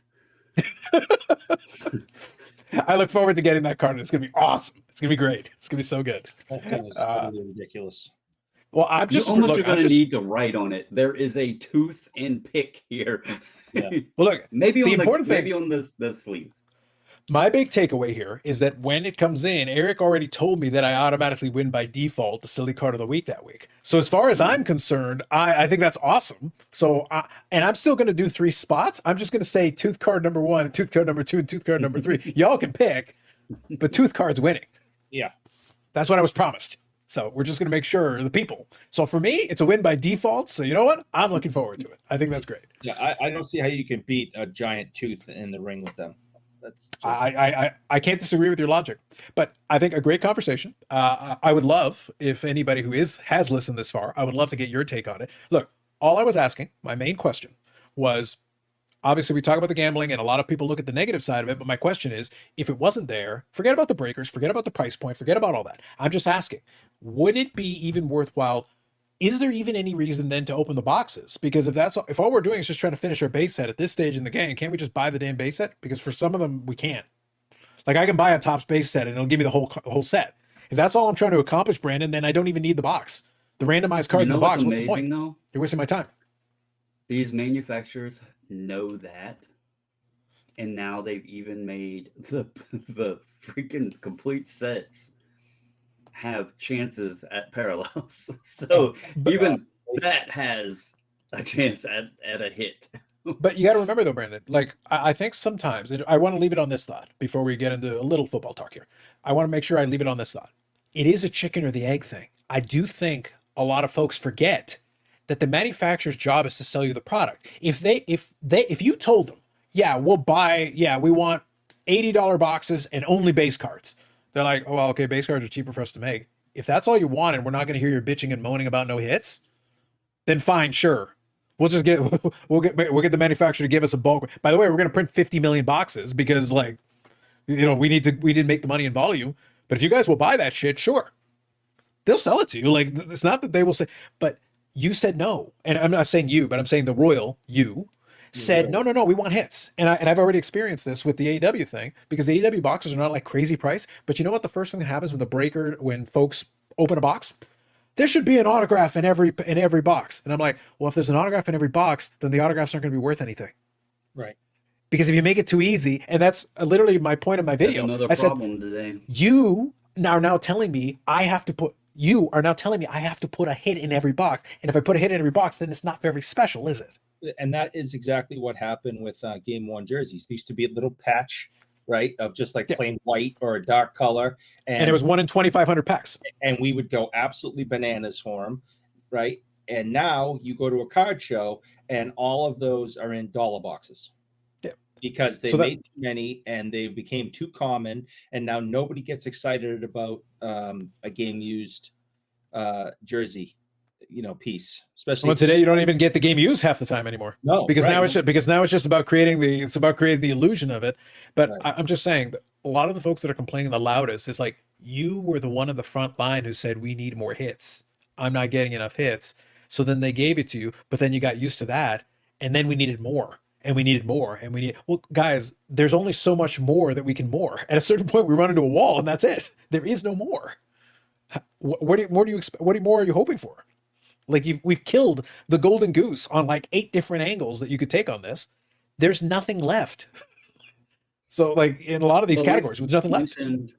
We've mentioned the PMGs a couple times in this episode, and even those aren't as special as they used to be. They're relatively easier to hit, and they've made the regular version and the retro version for all the rookies, and then they've made the autograph versions on top of those. So then you have like the PMG autos, so even those have, I guess, been watered down to a sense. Yeah. We're, as a hobby, we are the victim of our own path that we took. Collectively, we made a decision a long time ago that we wanted more. And eventually the manufacturers ran out of more. So then all they could do is go back underground. They've already treaded and then you're like, again. And anytime they try anything that's even remotely outside of it, is, oh, but the effort isn't there. It's like, guys, at this point, you pretty much reject everything else that we go outside of the lane that you've already established. So how much effort do you think we're going to put into it? Right. Our job is still to sell the product. That's what I say. Like, I'm not giving them, to be clear, I'm not giving them a pass, but I am saying I can understand how we arrived at the place we're at. I can see it, and I lived it. I watched it happen in real time as people got used to it, and then they kept demanding more, and as they kept doing it, and then they got used to that, and we kept pushing, and eventually we hit the wall. Well, Brandon, years ago, we hit that wall already. There's no more to push. The wall's not moving. So where do you plan to go from here? More UD portraits? No. Come on. Yeah, I think I actually, so I was in cards, but I think I missed part of that period because I think that was around the time when I can't remember exact years, but I think it's around the time that I started like getting into Magic the Gathering cards and less sports cards. Sure. And so I didn't catch the initial craze of the insert era and all that stuff. So yeah, I just remember the incremental steps along the way as certain things were introduced. They were a sensation. People lost their minds, but then we got used to it. And then when serial number first came in, oh my God, there's serial numbered. It's serial numbered to 10,000. It's like, oh my God, but it's serial numbered. And then, but you kept pushing, you kept moving. And then one day, 1 of 1 showed up. Oh my God, it's a 1 of 1. Yeah. And they were printing plates. They were like the lamest 1 of 1s there were. But they hadn't been done. So it's brand new. Oh my God. And then we had masterpieces with the Legacy collection, the masterpieces from Flair. We had that. Those were like the tippy top. And then you kept adding more things here and there. You kept moving along. And again, game use showed up. I guess 91 would be the initial impact of it when Upper Deck put the autographs in. Yeah. And that's what I'm saying. Every step along the way. The Pro Set holograms, I think those were around that time too. And those were numbered, like they were like hand numbered, but they were numbered. Yeah. But every step along the way, we kept adding a thing, and then you would add another thing. But then, like I said, we've ran through most of the things. That's why at this point, when you look at the Upper Deck Metal universe, it's like, guess what? You're getting the greatest hits. This is like we've done it. So, and they brought back, I think, Jean McLeod from the thing that was responsible for a lot of those designs back in the day. So I think she's going to get a chance to take a crack at some of this stuff and maybe put a twist on it. But I have a feeling you're going to see a lot. The good news is it's the original like artist designer who came up with a lot of these ideas. So maybe she'll be able to come up with a novel twist on it. But that's your best bet. Your best bet is to hire somebody who did it back then and hope maybe they've come up with some new ideas. They've had a couple of decades maybe to think on it, and maybe they've got some new thoughts on how to put a little twist on something. But just bear in mind, like, I don't blame anybody, but that's the reason why I'm so keen on, to your point about all the parallels and how some of them are going to be worthless because they're just going to lose interest. That's why I say pick and choose the thing that you think is interesting, go with it, and then you're probably not going to go too far wrong. If you find a thing that's interesting to you, then at least you have that going for you. Mm-hmm. Even if nothing else, at least you'll be more satisfied than the person who's just taking random shots in the dark and hoping for the best. As long as you like it, at least that's got something going for you, right? There you go. So that'd be the best. That's the best I can offer. Best of luck to you. So that's it for the regular version of it. We thank everybody. We thank AMG Collectibles and the AMG Collectibles YouTube channel. Check it out. Links in the description to all that. And for those folks, again, there's literally no edit and no difference between the audio version and the video version. So let's pretend there is, though. And now we're about to go black and white, and we've gone back in the past. So Brandon, we've arrived in your era. Real quick. So Buffalo Bills. Did you guys check out that game? It blew my mind. I did not get to. I actually did not even get to see the Lamar Jackson play until this morning because I was building a shelf for the missus. But no, I did not get to see the Bills play or the Bills game. Then may I offer you? Because I took notes. Oh yes. Like I was like, oh, fantastic. So 31 seconds left. They're tied at 20. And they're pinned deep inside. Literally, Josh Allen is in his own end zone. It's 31 seconds. So at this point, or 32 seconds, somewhere in that range. The point is, at this point, so let me ask you, Eric, as the football scholar that you are and technician.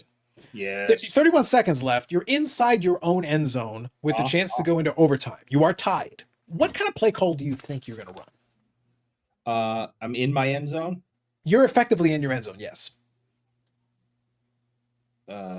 Well, we want to run it out of the end zone. We don't want to get sacked. That'd be a thing, yeah. You could run it out of the end zone and also run a little bit of clock. The Houston has 3 timeouts, so maybe you let them use 3 timeouts, and then you're probably going to have to punt the ball, most likely. But you make them punt, having consumed the 3 timeouts, and then you're probably playing, and you're probably going to go to overtime. And then you reevaluate, you do your coin toss, and you try to win it in overtime. That seems like a reasonable strategy. Sure. Can I interest you in throwing it 3 straight times, doing 3 incompletions, eating less than half of that clock, punting it, having Houston return it a little bit, run 1 play, and kick a 59-yard field goal to beat you? No, that's not what I would have done, but I'm not a professional football coach. I would have run it out of the end zone and tried to get the punter, if necessary, the punter more room. That's what I would have done. But I think a lot of people who play Madden would have been able to figure this out. They threw it 3 straight times. That doesn't make any sense. Like, no, it's idiotic. It's completely moronic. If you gave your punter enough room, like where he wasn't, on the line in the end zone, even if the Texans had used all their timeouts, you probably could have killed the clock on the punt just by giving your punter space to, lollygag a few seconds to. Yeah, that's stupid. Yeah, that was the point. It was the most. I was sitting there watching it in real time. I'm like, what on earth is he doing? Like, I was sitting there, like, and the announcers were incredulous, which was hilarious. The announcers were like, what is he doing? Why is he throwing?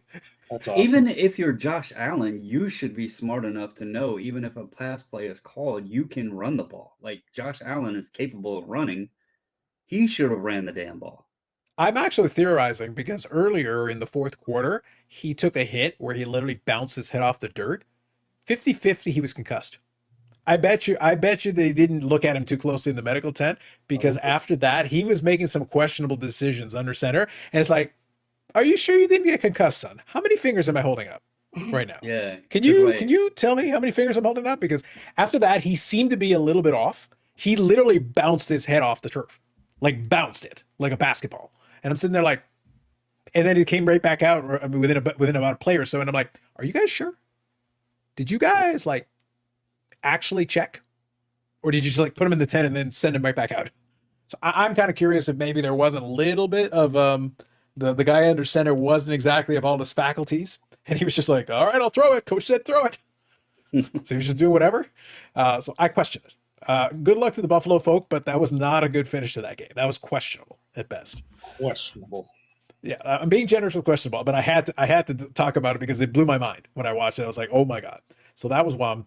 The other one was the Cincinnati. I got a kick out of that because literally super botched snap. I was impressed that the kicker got the kickoff though. Like, I don't know if you saw the replay. Like that was botched. Like that snap was bad. He fumbled it, and the kicker still got a kickoff, but obviously it wasn't going to go through. Like didn't have a chance. Yeah, their kicker's pretty good too. That's why I think everybody was confused of why it was so bad. But then when you watch the replay, yeah, it was clearly flat on the ground. The holder did a good job of even getting it tilted up enough for him to somewhat kick it. But yeah, that was a wild one too. There were a few interesting games, I will say. There were a few that were kind of like I won't necessarily say good games, but they were interesting. Your boy Flacco almost won them the game. Jacksonville was able to win that in the end, but Yeah, good performance overall. Like I was kind of impressed. I don't know. The there was Flacco thing is going to be weird. there was there was talks this morning of the Cowboys Steelers game because they were like, how in the hell did the Cowboys have so many turnovers, play an absolutely ridiculous game, and still beat the Steelers? And they were just, they were talking about how bad the Steelers offense is, and they're saying it's not Justin Fields' fault, that the team just needs weapons, blah blah blah. And it's just funny because I look back and there was a big discussion week 3, and I get it because the way the schedule looked, had week 3 Baltimore went to 0-3, the season could have been in panic mode. But when I evaluated week 1 and 2 and watched them nearly beat the Chiefs, they were a toe away and a missed Tucker field goal, which normally doesn't happen. And then for whatever reason, they let the Raiders come back and win. I looked at it and I was like, we're sitting here talking about them being 0-2, but realistically, they had every chance in hell to be 2-0. I'm not panicking. Like, this team doesn't suck. There was just a couple things that didn't go right in the first 2 weeks, and they'll get it together. And here we are sitting there 3-2 and leading the division. So, Yep. I will say my opinion is that I feel like this week is the week where a couple of storylines are starting to develop. It got really interesting. Like the Joe Burrow game with the whole Cincinnati thing, he threw 5 touchdowns. and they lost.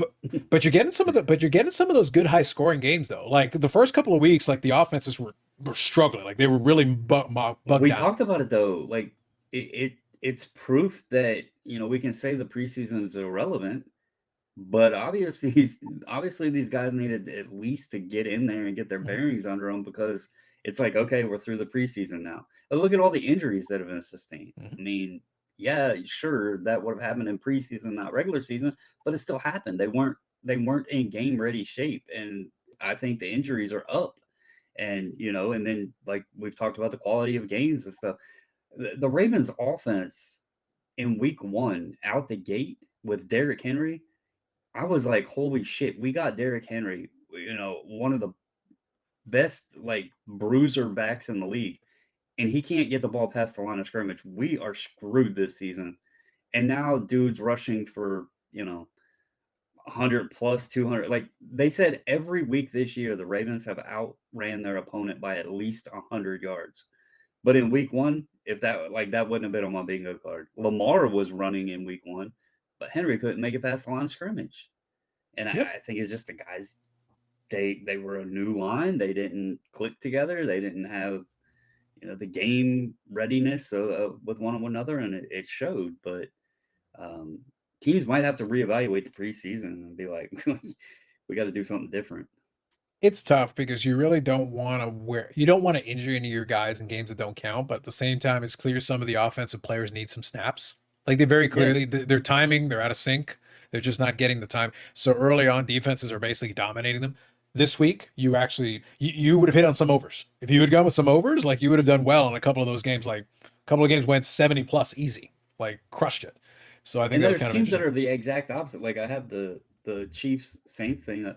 The Saints came out blowing the doors off everybody, putting up big points right out the gate. And now Derek Carr is being Derek Carr, and the Saints they got 13 points tonight.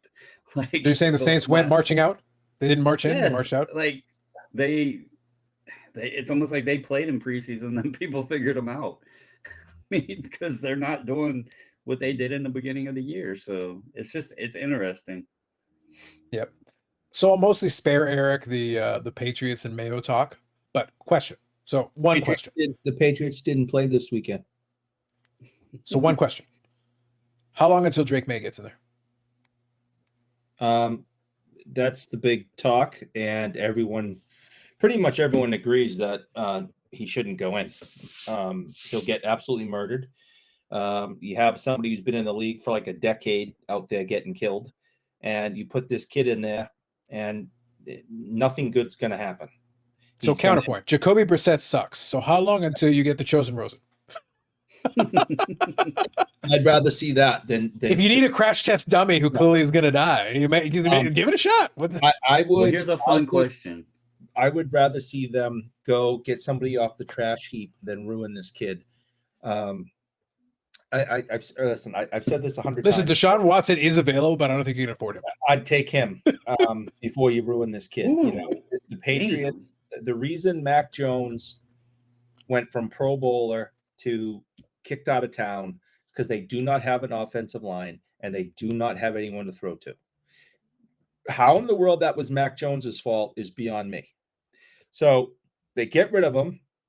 They bring back Brissett. And guess what? They don't have an offensive line and they don't have anyone to throw to.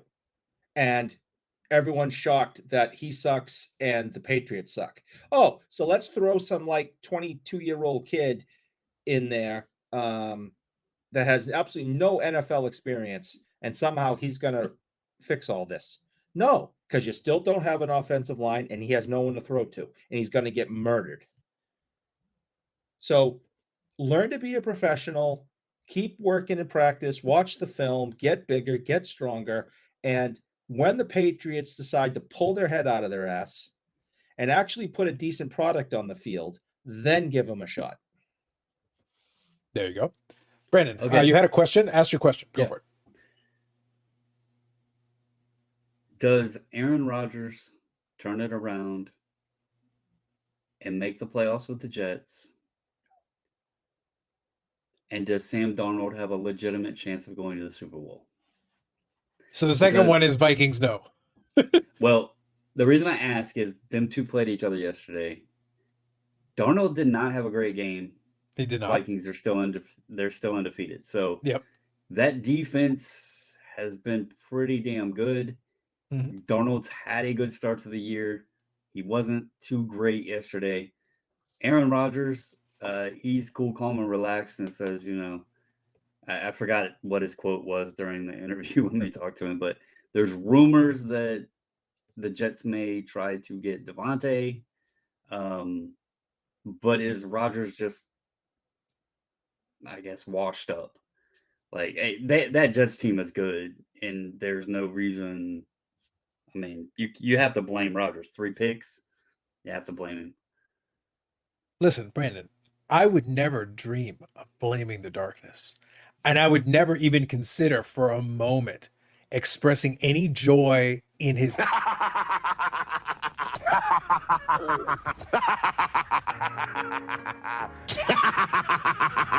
Because I'm not that kind of person. I am above that. No, you I am 100%. I am a man of peace. I would never even consider such a thing.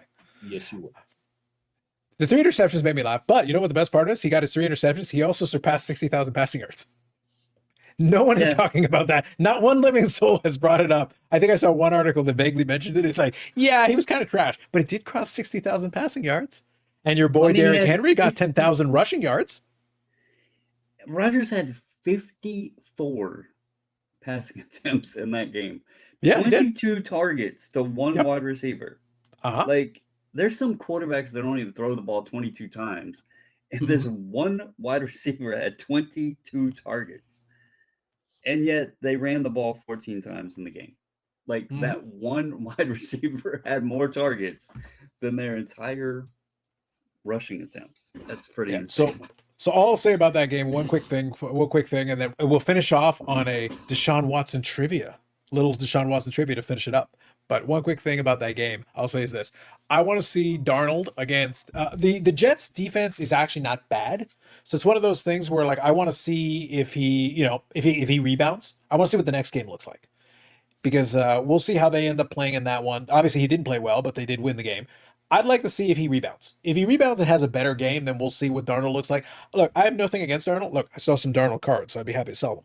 But we're going to have to see if he's able to rebound. Or if he kind of like, yep, that's it. You had your moment. Darnold had his bit there, and then now they're screwed. And then if that's the case, well, then the Vikings will only go as far as their defense will carry them. And that's really the question that's going to come out of it. If he's able to play decent, then sure, they've got a chance. They've certainly got enough talent to be able to make it interesting. The Jets are the Jets, though, man. Like, that team is, like, uber cursed.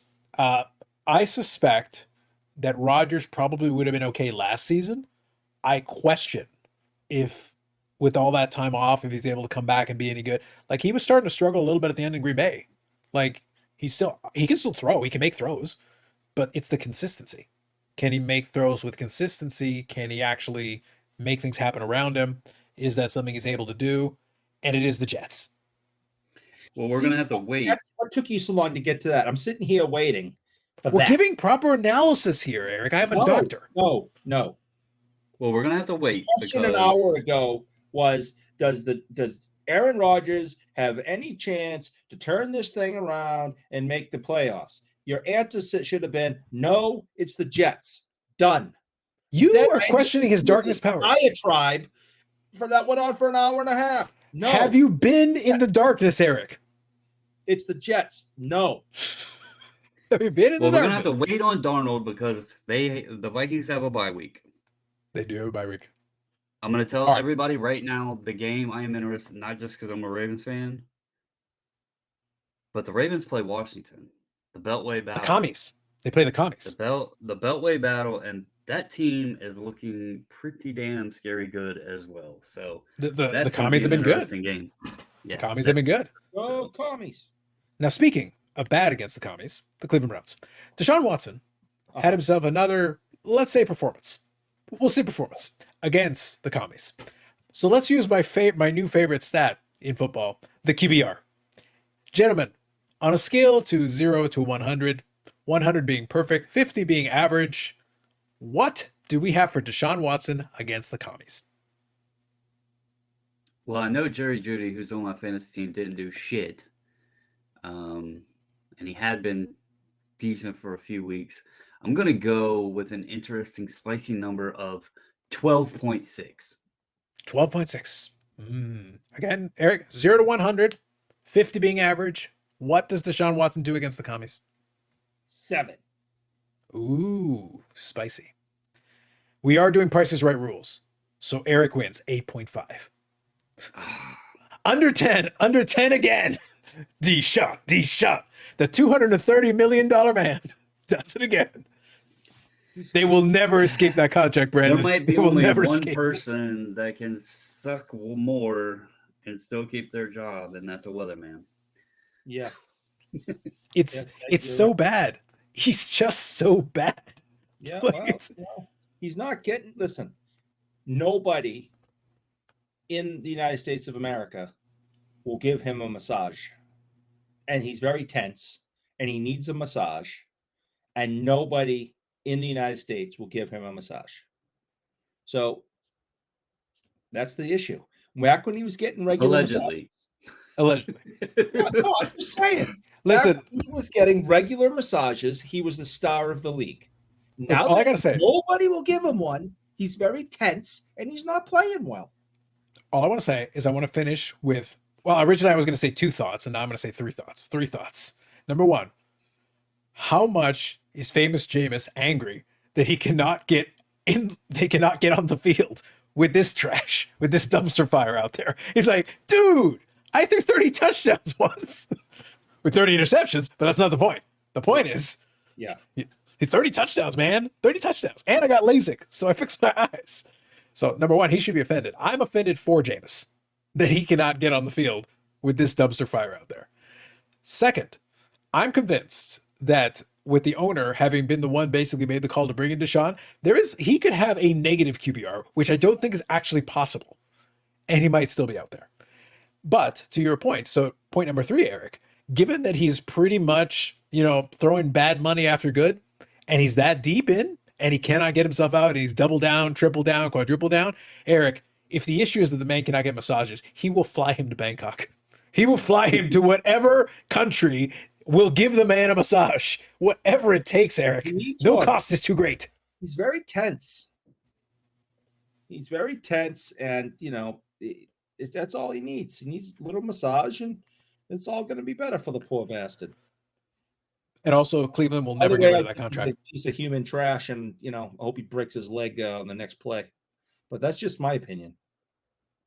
Brandon, all I'm going to say is I stand with what I said on the Discord. If I'm the folks in Cleveland, I am framing him for murders that people haven't even realized can be committed yet. Whatever it takes. You need to get rid of this man. You just need to get rid of him. I don't know how, but you got to find a way. But I mean, really though, it's Cleveland, and they're pretty accustomed to sucking. So Oh, they are at this point, yeah. But this is quite the era of suck for them. I'm Quite the surprised era. Carlos isn't collecting him because he likes the not so swell fellas, and he fits the category. Eric, I feel like right now he is in the midst of his magnum opus. The fact that Cleveland has to start him and he's so objectively terrible week by week by week. Eric, I am getting dangerously close to being paid to take a Deshaun Watson card. And I'm kind of holding out to get paid. Yeah, I kind of wouldn't mind getting a couple of bucks. Like, I'll take the card, but I'll also take cash considerations. yeah. So I feel like we're getting closer. We're eking closer to the dream. The dream approaches. It's getting closer. So that's it for us. The legitimate end to it. Thank you, everybody who hung out and joined in on this conversation. Some good conversations in the midst of it. We were even 5% more mature. There were several moments there of lucidity in the course of this conversation. So thank you, gentlemen, and Eric, for a scintillating conversation, as always. We will do the live stream on Friday. We'll have some more fun with that. Thank you to AMG Collectibles for supporting the podcast and the channel, as always. So check out the channel there. We're going to and vote for the silly card of the week. We had some good ones this week. We've got we reached into a couple of different categories. Brandon went with spooky season. Eric went with a little baseball. He got himself a little baseball, vintage baseball, no less. Got a little bit of that going in there. And I got a little bit of the wrestling, but I had some visual aids to kind of contribute a little bit to add to a little extra flavor to it. So I will make the community post and you can pick on your favorite choice. And we thank you for your participation. Also, leave some comments because we had a couple of different things you can touch on, and feel free to weigh in because we do appreciate the engagement from that regard. Otherwise, Eric will pay for the like button as always. We're good there. Oh, he 100% will. We'll make sure it's fine, and we'll be included in Deshaun Watson's next paycheck because they need the cash. It's included as part of it. Anyway, that's it for us. Thanks very much. We'll catch you in the next one. Thanks, everybody.